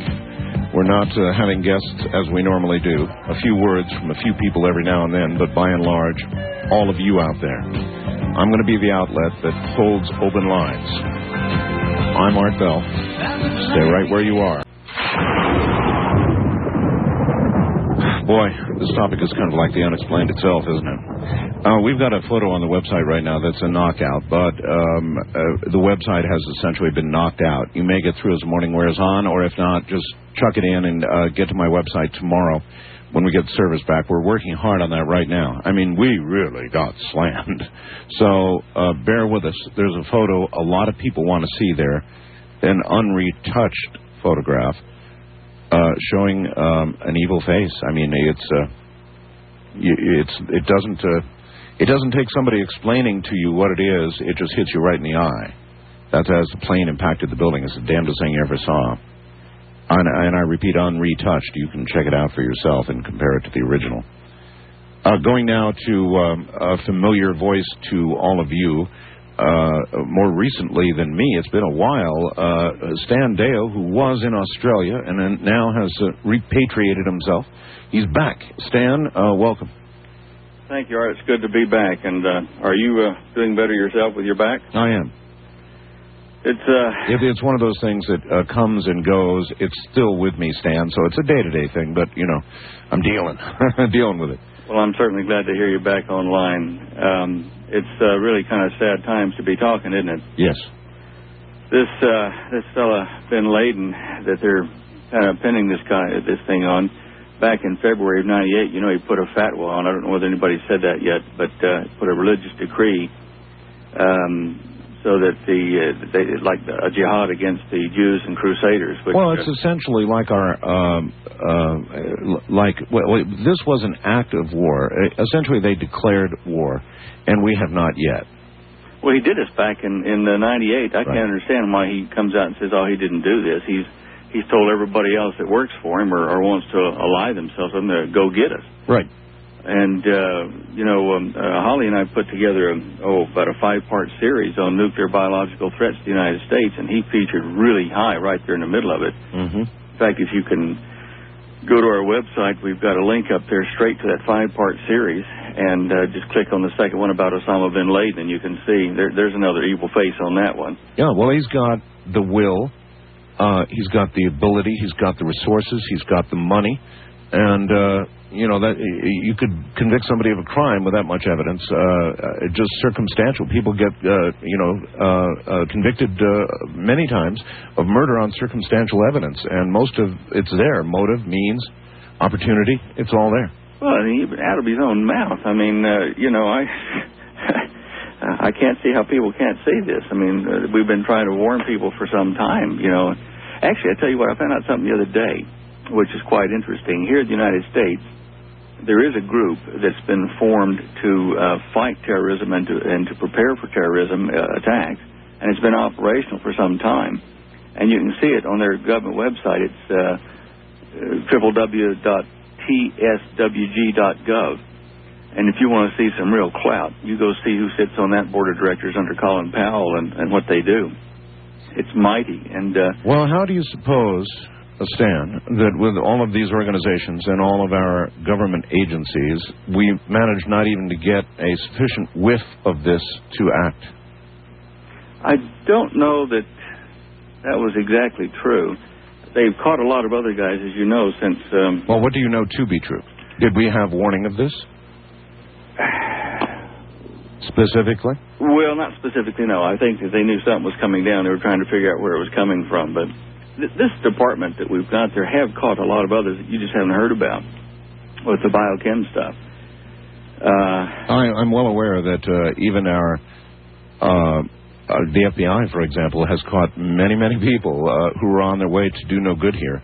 And you don't hear a whole lot about the successes, just big failures like this. Well, yeah, this one, okay. And it was certainly a bad one to slip through the cracks. But by the same token, I got to tell you that they've caught a lot of them that we haven't heard about. And that's fact.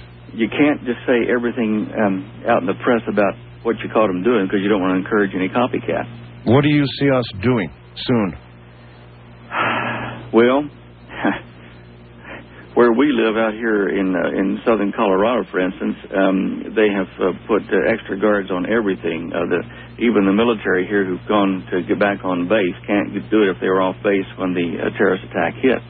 They're having to stay out in the civilian land because unless they have a critical or mission-critical job, they can't get back on the base. So you're seeing lots of security?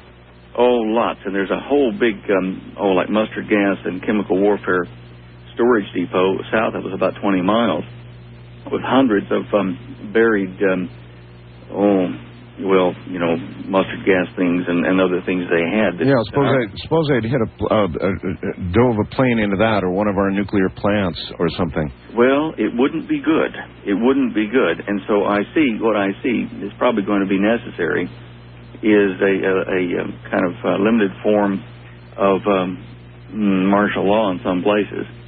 All right. It continues. Stan, I'm in open line, so I can't keep you on for a long time, but we'll arrange a show. We'll do a whole show, Stan. Hey, sounds good. Thank you, my friend. Good night. That's scary stuff. That's really scary stuff. Because it's where we may inevitably be going, but God, it's scary. I said it yesterday on the program. I'll say it again. I've done I've traveled around the world many times, actually. Been very fortunate. And a lot of countries you go to, as a routine thing, you see people in the street everywhere with submachine guns. It's very unsettling for an American. And that may be where we're headed here. If we are going to really be able to protect ourselves against, I guess, what's coming. What's already begun. What's coming. We used to say what's coming, right? It's already happened. If we're going to protect ourselves against this in every way, then we're going to turn into an armed camp, and with it, a lot of our freedoms are going to disintegrate. A lot of what's in the Bill of Rights isn't going to be right anymore. International line, you're on the air. Hello. Good morning. Well, I guess it's good evening here from Busan, Korea. Korea? Yes, sir. Yes, welcome to the program. Glad to have you. Well, just checking in from here and letting you know that all of the expat community here, we're losing probably more sleep than people in America because the CNN news happens during our nighttime here. Well, of course, actually, the CNN news is now going on 24 hours a day and probably will continue to do so, but I understand what you're saying. You're in the military. You're in the military there? No, I'm a lawyer here in Korea. You're a lawyer? Just a member of the expat community. Okay. What's it like hearing about something of this magnitude and being that far away? I mean, at first I was driving home when I heard about it. It was about 11:30 at night here. I was driving home, and I heard something on the radio. I went into a tunnel and missed it. And when I came out of the tunnel, I called my friend and said, "Hey, check this out for me. Let me know my radio is on the fritz here because I keep going through tunnels." He called me back, and of course I thought he was joking. I thought he was just feeding me a line. Mm-hmm. And then I got my radio signal back and listened to it, and it was just stunning. Sometimes the words like unbelievable or incomprehensible, sometimes words are so weak to really describe what you feel. And that's because they're overused.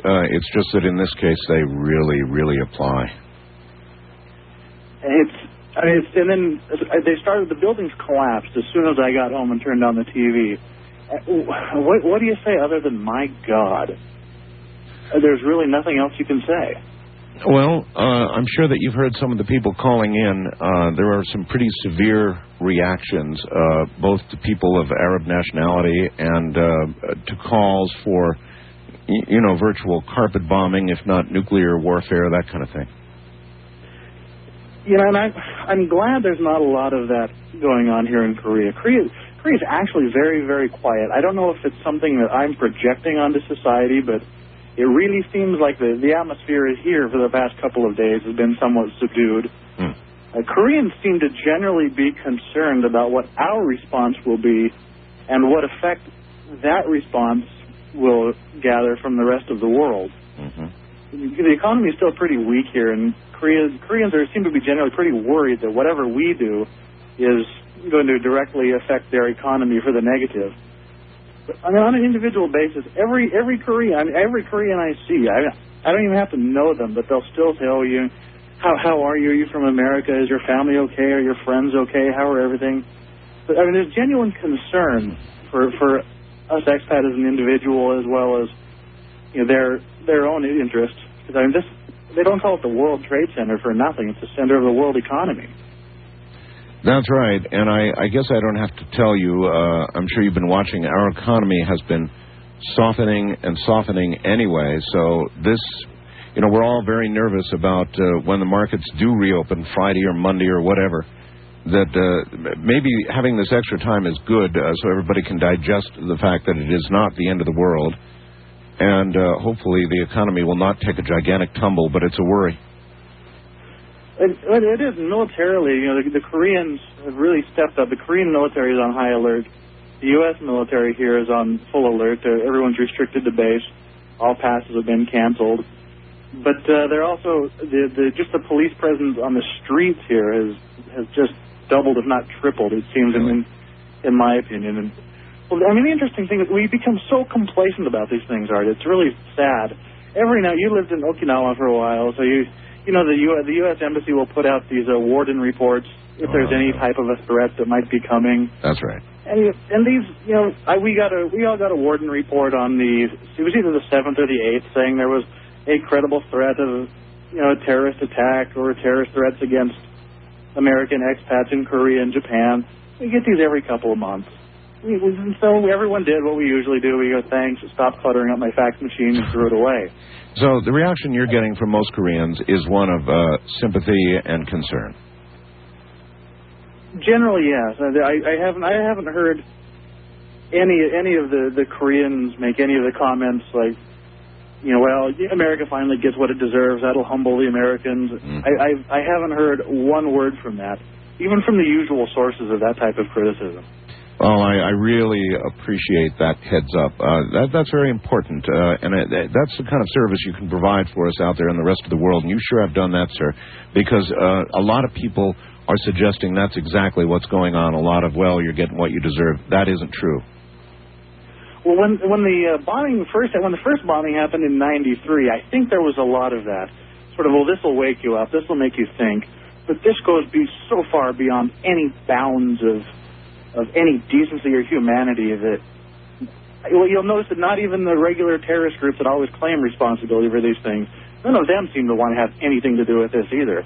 All right. It's just so far over the top that how can you not feel sympathy? Well, a lot of people would imagine that when one hotspot lights up, when something like this happens, then you look at other hotspots around the world. So we've got our eyes on you over there. I've got my eyes on me here over here, too. But, all right. God bless you over there, Art, and best wishes for everyone. Thank you very much. That's from Seoul, South Korea. All right. Once again, in order to do as that man did and get into the program live, and we are live right now, you can dial us toll-free internationally. We have that facility here. I think we have the first toll-free international line for talk radio in the world, actually, thanks to AT&T. They actually developed that for us. They went into their software and developed it. We wanted to pay the bill if you wanted to call from other parts of the world, and so it is. Go to you can't go to my website. Get a hold of the AT&T operator. Is one way to try this. Get hold of the AT&T operator and have her dial for you 800-893-0903. It doesn't matter if you're in Europe, South America, Asia, anywhere in the world. 800-893-0903. You will not pay for the call. We will. First time caller line, you're on the air. Hi, Art. How you doing? This is Gene from Colorado Springs. Hi there. I haven't been able to listen to your program until you put me on here, but when I was driving home earlier, you had a caller that was talking about the retaliation he hoped it would be surgical, and we would keep away from, civilian fatalities and wherever this may occur. Yes. And you concurred. Yes, and I do concur. There's always what they call collateral damage. Innocents are always killed, but it's the intent that counts. In other words, are we trying to just hit military installations and infrastructure? If so, I'm behind that. What about you? Normally, yeah. And yesterday when this occurred, I was at work. I'm an engineer by trade, so excuse me, I'm fighting the cold ones. And the first thing that came out of my mouth, and the coworkers as well, was, my God, I hope when we retaliate against this, that we do, keep down on the collateral damage as much as possible. But over the last 24 hours, I've been thinking about this, and it's become more and more apparent to me that this is, yesterday the rules changed.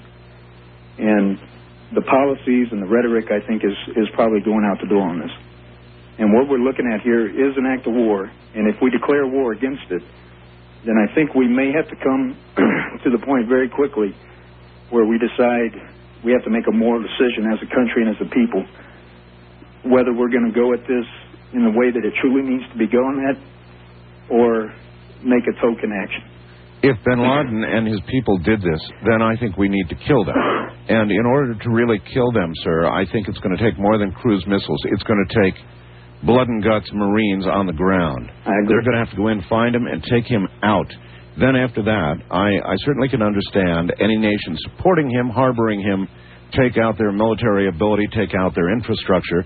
But if you begin killing their civilians, if you just go in and, ride one down and use a thermonuclear device or something of that sort and kill a bunch of civilians, then I don't see how we're any different. Oh, no, and I totally agree. I mean, nuclear weapons, anything of that kind of mass should be left totally out of this. Yeah, but to do the kind of damage that they did in New York you would almost need a nuclear weapon. And I'm not even saying that we need to retaliate in kind as far as damage. I'm saying that what needs to be done for this kind of war is that we're going to have to go in on the ground. Bombing is fine, and we'll probably do that. Yes. But it will have to be on the ground. These people are known to hide in villages behind innocent children. No question about it. What you do is you do bomb, you do use the cruise missiles, and you always do that. You soften them up. But all that mostly causes them to do is to duck their heads. You want them ducking their heads while the people hit the ground. And unfortunately, they're going to be ducking their heads behind innocent people. Yeah. And, I have a 12-month-old son, and I look at him and I think, I'm sure there's an Afghani with someone who may have been involved with this, living right next door, who loves his son every bit as much as I do. Man. Yeah, and that kid is every bit as innocent as my kid. All right, well, listen, I've got to go. Good luck with your cold. Thank you. Yeah, take care. That sounds like you're really coming down with something. In the case of they're hiding behind innocent individuals, then you have collateral damage. Because it is an act of war, and it does not stop us. The fact that they would hide behind innocents does not and should not stop us, in my opinion. We do what we have to do. We respond. We take a calculated action. But part of the mix for us, for our country, just absolutely has got to be the intent not to try and kill civilians. That's not us. I don't want it to be us. I don't think most of you really, when you think about it, want it to be us. Do you really? I see some primitive heads out there shaking yes. I understand the emotion. But I think once you've thought it over a little bit, you'll understand that there are ways to accomplish what we need to do without doing that.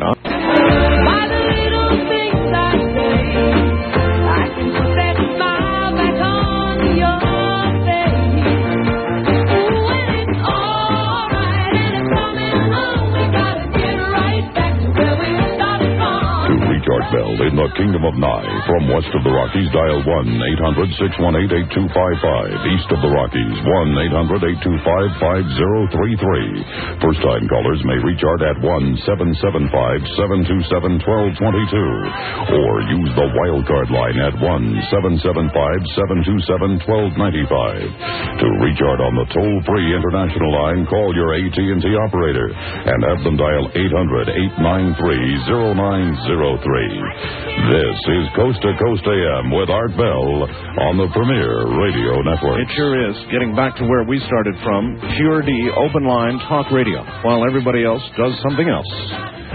That's what we're doing.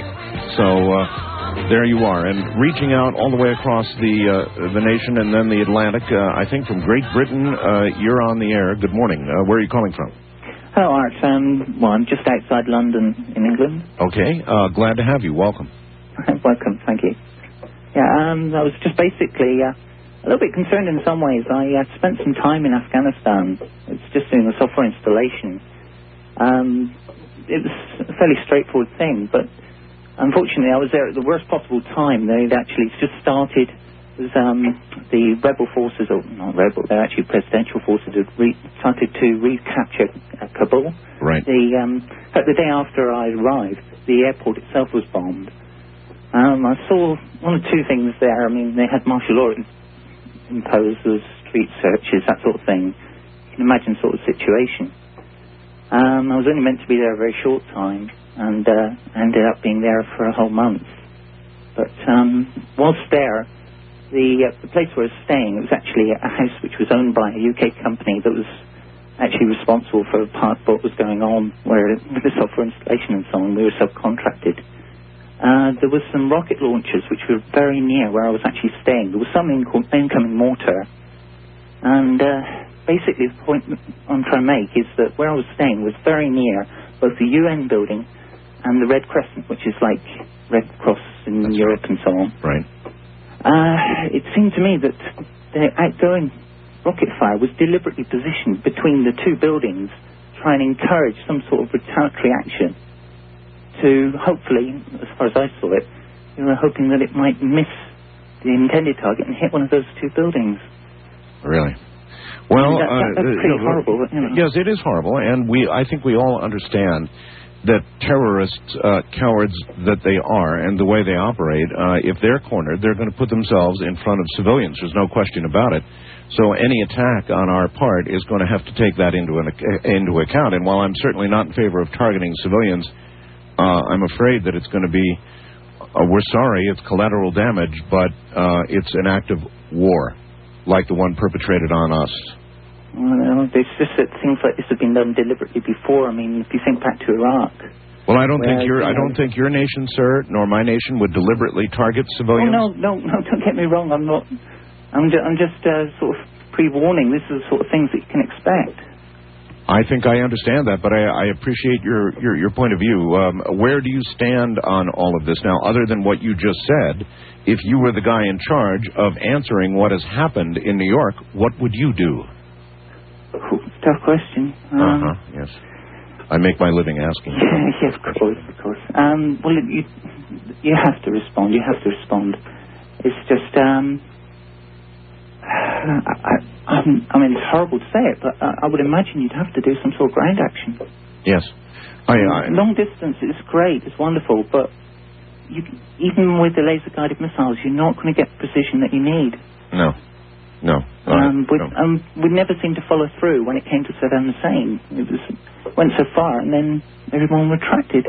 Well, if there's a message to Washington and the other capitals like yours, I think that's it, that we've got to follow through this time. I think you're exactly right, sir.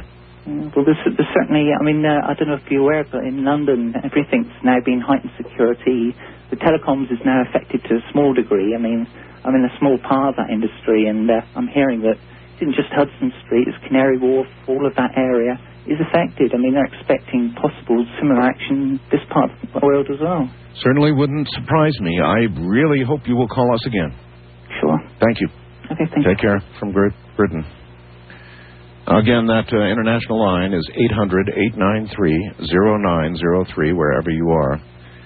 get to us. Use the... Oh, by the way, the website's back up. I wanted to tell all of you, there is an incredible photograph. We've got the website back up and cooking along now, so if you're still awake with us at this hour, feel free to jump in, and you'll get right in right now. That's artbell.com. Go to What's New, and then photos from 9/11 terrorist attack, which is right up there under What's New. Go to the second photo down and see if it just doesn't hit you right smack between the eyes. And as the person who sent in the photograph, which is an unretouched photograph, you'll be chilled to know, Matt Massey, as he says, what do you think? You tell me, what do you think? This was at the moment of impact, and you can check it out as an unretouched photo. Go to the CNN website yourself and take a look-see. It just hits you right between the eyes. This is a face of evil. Directly below the fireball. I don't know what else to say about it. Check it out yourself. Artbell.com right now. Okay, a couple of things to take care of, and we'll be right back. You know, to me, if anything is liable to bring a tear to my eye, and somehow through all of this I haven't cried yet, it's like with the news, you watch it, but you don't want to watch it, but you have to watch it, and that's the way it's been with me. And I've been glued, to CNN. I don't mind giving them a plug. And Fox, I've watched a lot of that. Some Canadian broadcasting, they've been very good. The BBC has been good. I think I've been primarily on CNN and Fox. Fox may have discontinued continuous coverage. I'm not sure. It seemed like they were about to earlier today. But this Flight 93 thing, it probably got me closer so far than anything else to imagine a group of men on that flight. Men with families, both on the ground and with them in the air, one man voting to rush these terrorists, knowing that it would probably be the end of their lives, and then doing so. I think that act is a Medal of Honor kind of act. I don't see how you could not wish to give a Medal of Honor to the people who did that. They stopped that airplane from getting to the White House or to the Capitol building, and at the direct and immediate expense of their own lives and that of their family. God, what a decision to have made. Can you imagine that? That's been something that's been with me all day long since I heard about it. Just absolutely astounding. First time caller line, you're on the air. Hello. Hello. Hello. Yes, I hear you. Go ahead. Oh, okay. I'm really stunned that these guys got through. I'm really stunned that they used our own airplane, and that really disappoints me. Well, apparently they used our own flight schools to even train in. I know. And how sick is that? I want our president to make the right move, and if he has the right countries behind him, he will be able to go in there and annihilate them. I don't care what country he has to go into. What do you think the right move is? What do you mean by annihilate? I want him to go in there on the ground, in the air. I want him to go in there so I don't have to look over my shoulder every time I take a walk or look up in the sky and make sure that the airplane ain't coming down on me or my kids. What pain those people are going through in New York. How dare they do that to us? It's time. I agree. It is time that we got them where we want them. And if the nations are going to back us, then we'll be able to go in there and annihilate them. And, of course, we're going to lose a few guys. But, my God, we've already lost how many? How many people have we lost? Usually when this happens, this sort of thing, and we've had a lot of lesser occurrences, the coal, and, I could go on and on, Marines who have been killed, and we usually don't do very much, or we do something that's seen to be very ineffective. So I agree with you. Let's go in and stop it. This is war. I don't want to see us doing anything that's going to kill a lot of innocent civilians, but some will no doubt die. On both sides. On both sides, yes, ma'am. It's That's war, right. and we better damn well go in and finish the job. Get it done and take out this man, because all he's going to do is turn around and do it again. And we're the ones that are paying for it because, like you said, we trained them. They used our planes that we built. And that really makes me mad. I'm with you all the way. Thank you very much for the call. I think that's a correct sentiment now. I know there's probably no real correct sentiment. Who am I to be judging? But I agree with that lady. I guess what that really means is I agree with that lady. Let's go get them. And I think that's probably exactly what they're planning to do in Washington right now. At least I certainly hope so. I know one thing for sure. What I talked about last night in terms of being in shock and that being converted to anger, that process is underway right now. You're beginning to hear it reflected in some of the calls that we've been taking this morning. That process is well underway, and the president and the people around the president understand that. There's a sort of a period of time where they're going to have to take action, after which it'll be more difficult to take action. A window of opportunity, if you will. And the president is going to have to act within that window of opportunity because you can already feel the shift underway. As you listen to people speak this morning, the shift is clearly well underway. Wildcard Line, you're on the air. Good morning. Good morning. Yes, sir. Where are you? This is Vince from Denver. Okay, on a cell phone, of course. Your favorite. Yeah. Well, I'll make it quick. Sure. I would like to emphasize that this is not a crime, but an act of war, and so because of that, I would be against going and getting Indian victims and bringing them back to put them on trial. That's not what you do in war. You go out and you annihilate them. You eliminate them from the face of the planet. Yes, you don't hear a lot of talk in Washington right now about bringing these people to justice, you know, which means we're going to go get them and put them on trial in, you know, the court of The Hague or something or another, or even back in the States. Forget that. Let's go kill them. And I think that the ones that they find in the United States who are part of this, they should turn over to the military and do what we do with enemy soldiers. Where we are at war, we have war declared on us, just like when Japan dropped the bombs on Pearl Harbor. It is no different. Well, that's why I believe that we should, prior to the attack, the president should go to Congress and ask for a declaration of war. Absolutely. 100% agree with you. We need that declaration from the United States Congress, official vote, because that's what we're at. Otherwise, it's just a military strike, a tit for tat thing, and that won't work. Agreed, sir. Thank you very much. Absolutely agreed. On my international line, you are on the air. Where are you calling from, please? Turn your radio or your computer off and tell me where you're calling from, please. Hello? Hello? Yes, sir. Oh, my God. I'm on the line. Yes, actually, you're on the air, sir. Where are you? I am in New York, New York.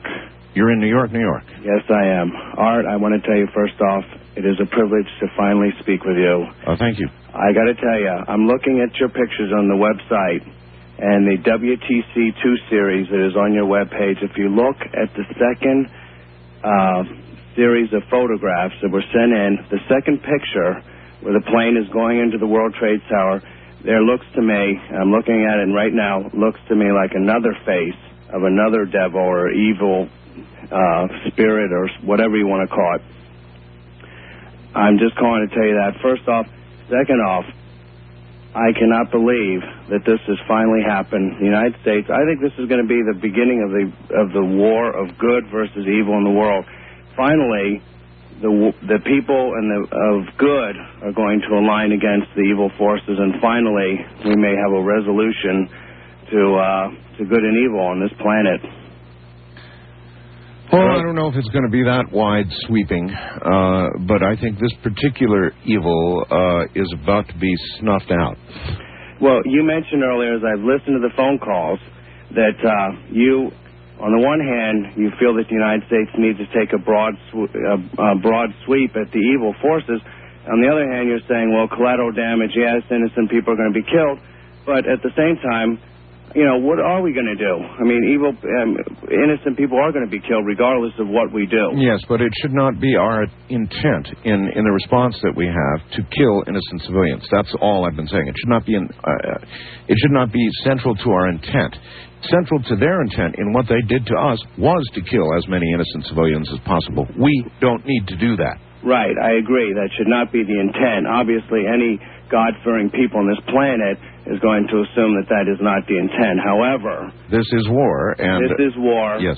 And how are we going to go after bin Laden without causing an army of his forces to continue to barrage this country, and not only this country, but the rest of God-fearing people on this planet, to line up and do exactly what these people have done.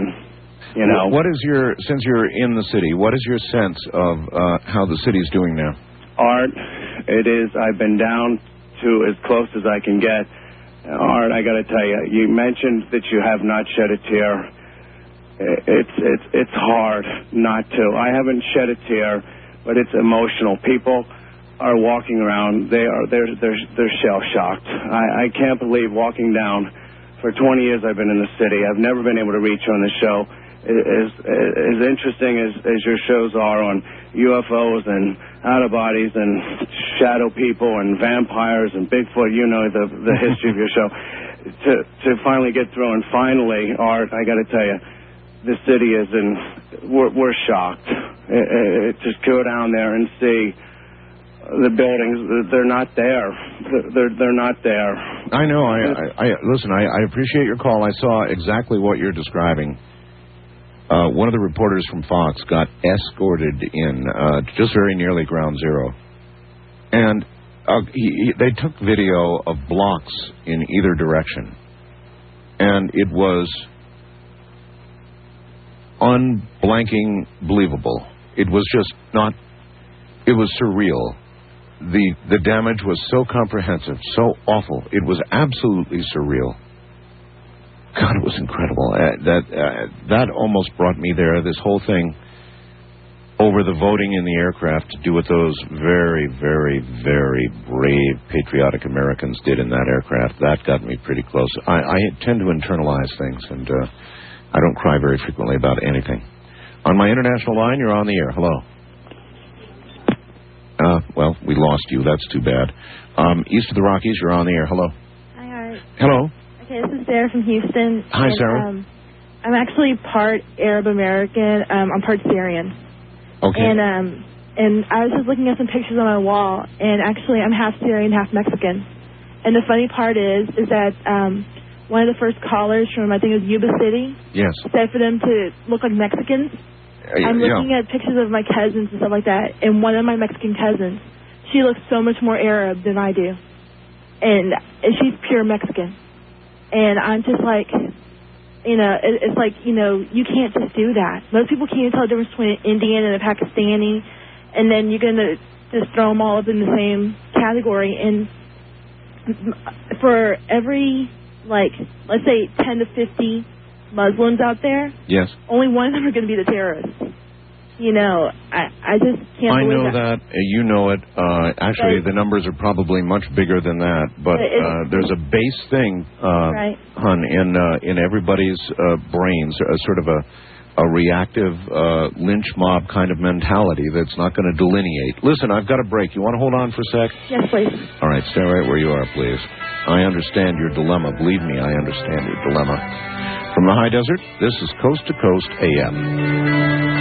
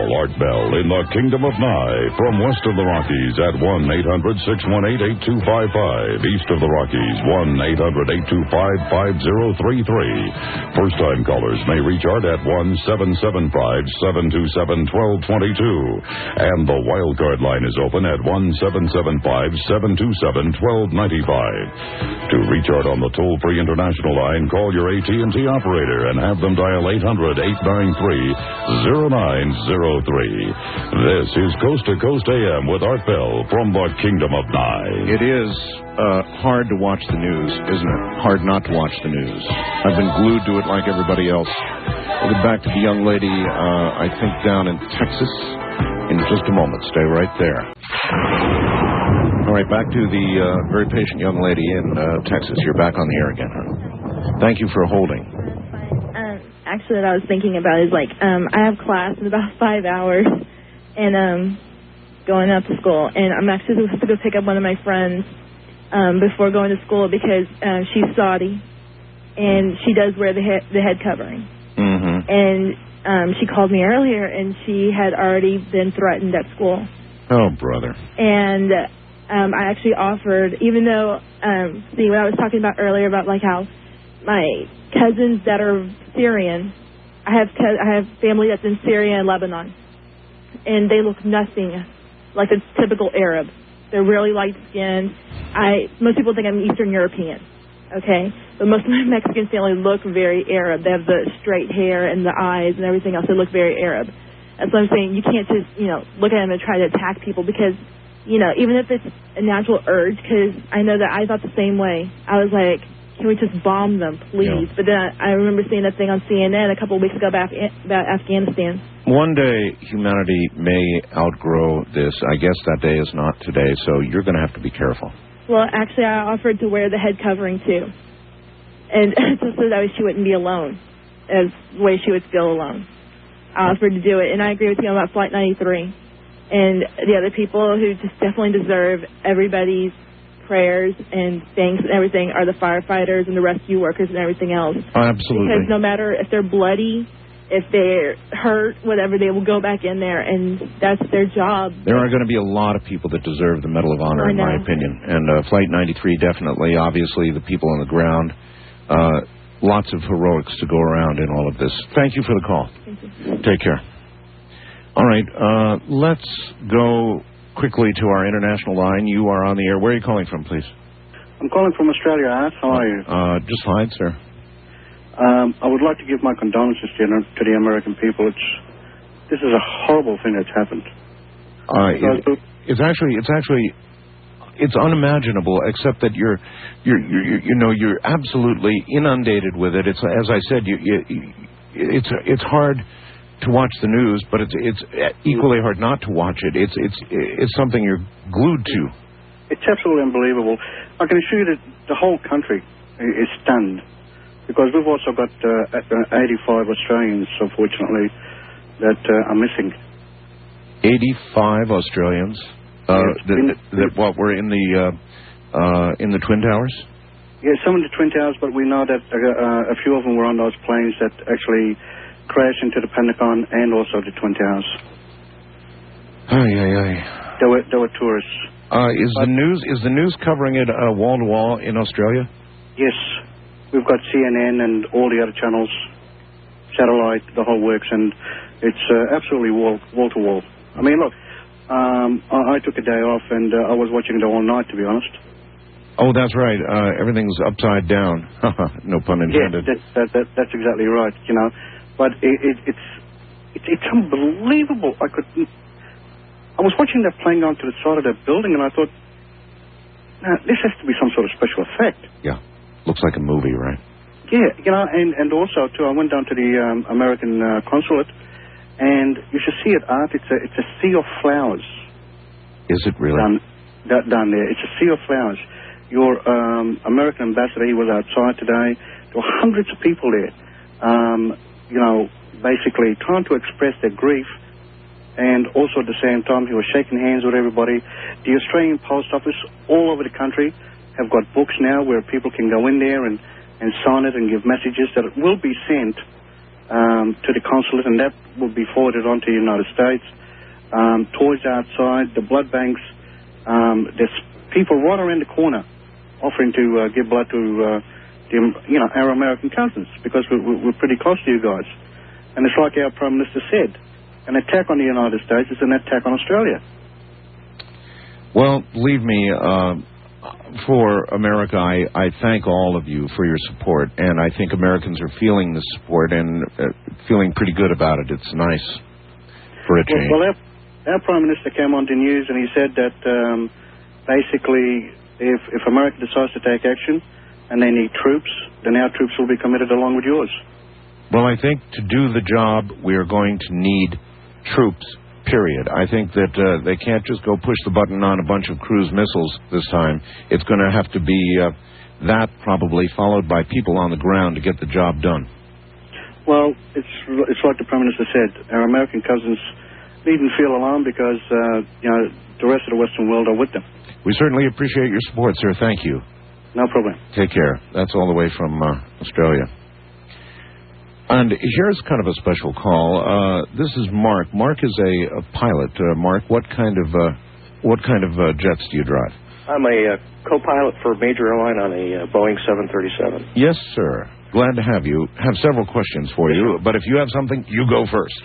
Well, I guess I'll first tell you my story is I began a trip on Monday, and we were actually flying into New York the night before, Monday night, into LaGuardia, and we were vectored directly over downtown New York City, right over the World Trade Center.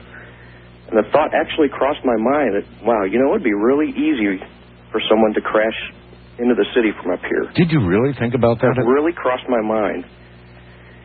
So we landed and we stayed downtown, and we left very early the next morning. And I'm thanking God every single minute that my plane wasn't one of them that was hijacked. It's a little selfish, but that's how I feel. Do you understand how this was done by the hijackers? In other words, getting passengers and stewardesses in back and beginning to slit throats, I suppose, and getting somebody like you or the pilot to come out and then rushing the cabin?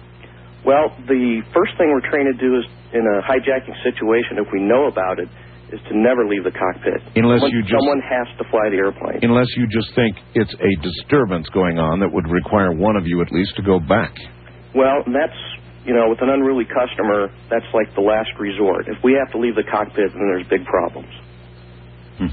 The only way that this could happen is the pilots had to have been killed. If I wanted to come and kick in your door, could I do it? The door is made of aluminum. It's very, very flimsy, and it's actually made that way just because of weight problems. The kind of doors that people were describing on your show earlier that they think ought to be on airplanes that really would add a great deal of weight to the airplane. Well, they would add weight, but it may be a trade-off that we'll have to make. Well, that's what I'm thinking also. And weight and fuel is money to an airline, so I know it's going to cost.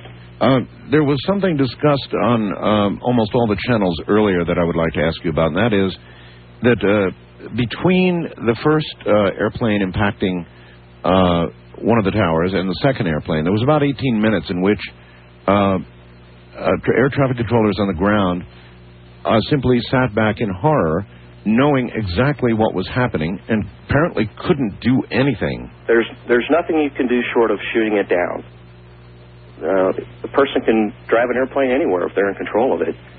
Unless there's surface-to-air missiles on top of the buildings, there's just really no way to stop an airplane if somebody's driving it. If somebody wants to kill themselves, someone wants to hijack an airplane, I don't care what kind of security have, they can do it. Are you up to date on the story of Flight 93? Yes, sir, I am, and I applaud you very, very much. I agree also. Civilians can't win the Medal of Honor, but there is a civilian version. Yeah, there is, and it should be awarded. I agree. It's just hard to imagine a group of passengers voting, sitting back there, voting, knowing they're going to end their own lives to stop something from hitting the White House. Absolutely. Incredible. Anything else you'd like to say? No, sir. Surreal, I think, is the proverbial word, and I'm shocked and I'm saddened. I was also a F-18 pilot in the Navy for 10 years, and I flew in Desert Storm. And during that war, I really was detached from it. I was just kind of there to do a job, felt like we were just protecting oil.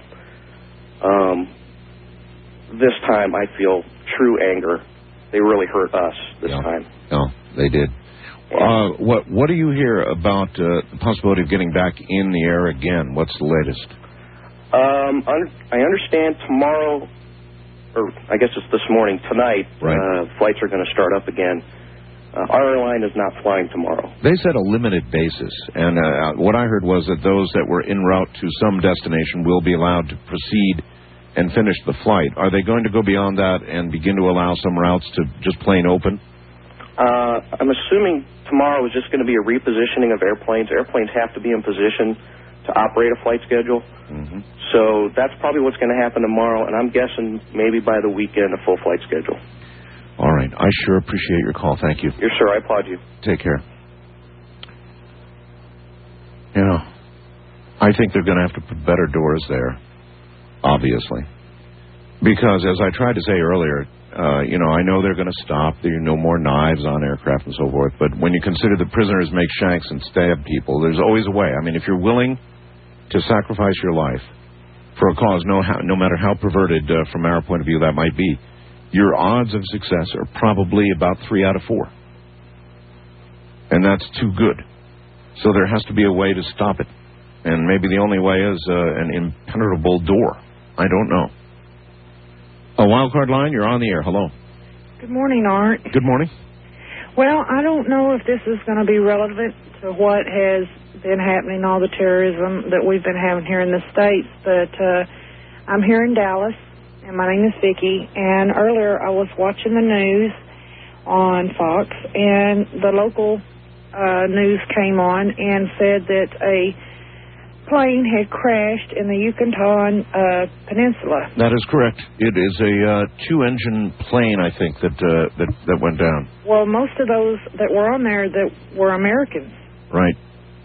I don't know either whether it's relevant. That's why I haven't mentioned it. Had it been, one of the larger airplanes, like the ones that were used in the attack in New York, I would have mentioned it, but I'm loath to connect it to what's happened because of the size of the aircraft. I would think if it was related in some way, that it would have been a bigger aircraft, but you never know. You never know, and it's so scary now. I mean, all of Texas is just in shock. It's really eerie around here. You don't see people out anymore. Downtown Dallas has just been, it's like it's been evacuated, and then we thought we had a bomb scare today, and yes, of course it turned out to be nothing. But there is going to be a very great deal of that in the coming days. A lot of copycat stuff around, and they know that any threat now is going to be taken very seriously. So there'll be a lot of nutcases out there trying to cause trouble. I know it's just. Trouble is, you've got to take them seriously. Yes, and I just. I want us to do something desperately, but I'd like you said, I don't want a lot of innocent casualties. All right. I'm just hoping that, and I'll tell you one thing that makes me feel really good is like the Australian caller that called earlier and offered their supports and their troops, and everybody is sticking behind us. And all the patriotism that, is going on and everything like that, and people are coming together, and you're right. It really does seem like the world is pretty much behind us right now, doesn't it? Yes, it does. And it makes me feel good, and I know it makes a lot of other people feel good. And because we need all the support right now we can get. Yes, we do. For what is about to happen, we need a lot of support. You're right, and not just in military. I'm talking about moral support also. Well, it seems to be there as I take calls from around the world. Thank you very much. It sure does seem to be there. I get the definite sense that the world is looking at what has happened in New York in a very, very different light than anything that has gone on before, and whatever you think of U.S. actions in the past. And we have not always been the perfect princes and princesses, have we? Of course not. But this one is so far over the top that I think it eclipses any feelings of that sort that people have had, like the man from Korea said. West of the Rockies, you're on the air. Hello. Hello. Going once. Going twice. Hello. Yes, hello. Good thing you said hello. I was about to leave the line. Oh, I wasn't sure I was on. Yes, you are. Turn your radio off, please. Okay, it's actually the television. Whatever. Okay. Hold on. Okay. I'm in Albuquerque, New Mexico. Yes, ma'am. And my name is Rita. And like most Americans, and I guess a lot of the world, I'm still in shock, and I keep thinking I'm going to wake up out of this nightmare, and it's not going to happen. I know. I have a friend that lives in Florida. Her husband is an air traffic controller, and according to his co-workers and the people he has talked to, the word is that they will only be at about 20% as far as flights go for the next several days, and he says that it will be probably a couple weeks before they're in full gear. Then another thing. I don't know if Americans, particularly in cities, are ever going to look up in the sky and see a big airliner and not wonder. I know I will. Yeah. On another note, my family, we had won a trip to Disneyland through the Coca-Cola Company, Nestle's Corporation, and Albertsons grocery store. Oh. And we were supposed to go in July, and I postponed it because of the heat. Well, you can't go now, that's for sure. Well, we were scheduled to go on Friday, and I spoke with a woman for that put this package together today, and she said that today was the last day we could decide whether or not to change the... brother, you mean to say they will not, under the circumstances? Come on. Well, that's what I was surprised about. She says I had to decide a day, so, either I go or not. And so I told her that we would go ahead and go, and I'm really starting to feel uncomfortable again about doing this. My daughters are 12 and 14, and they're quite uncomfortable about the thought of getting on a plane at this time, which, I am myself. Well, though, their whole plan, apparently, since they haven't said anything else about why they did all this to us, what they expected to achieve, is to scare us. And I've flown all my life, and I'm still here, and I have a feeling if you fly, you're going to get a little inconvenience because there's going to be a whole lot of security. But maybe you ought to just go ahead and fly. Well, I've kind of gone back and forth. I know. Don't let them beat you. The whole point is, if they scare us out of the air, then they succeed. If they take away our rights and freedoms, they succeed. Or if they cause us to take away our own, really. That is so true. I agree. I did go to a church service at the church that I've attended for 15 years, Calvary Chapel here in Albuquerque, and the church was just jam-packed. And Pastor Skip said he hadn't seen the church that packed since 91.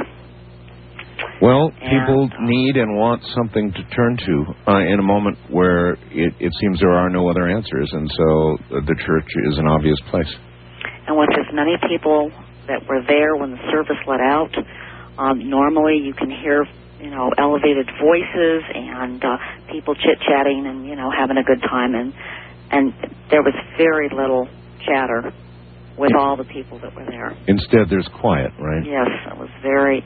When I first entered the church, there was the praise and worship songs going on, and I felt like I was at a memorial service. And growing up Catholic, I've been to many rosaries and memorial services, and I really, just the feeling, my whole body felt like I was, when I looked up toward the pastor, I almost felt like I was going to see a coffin or something, because I had that same feeling that I've had over the years since I was a child, when I've gone to, a memorial service or a rosary.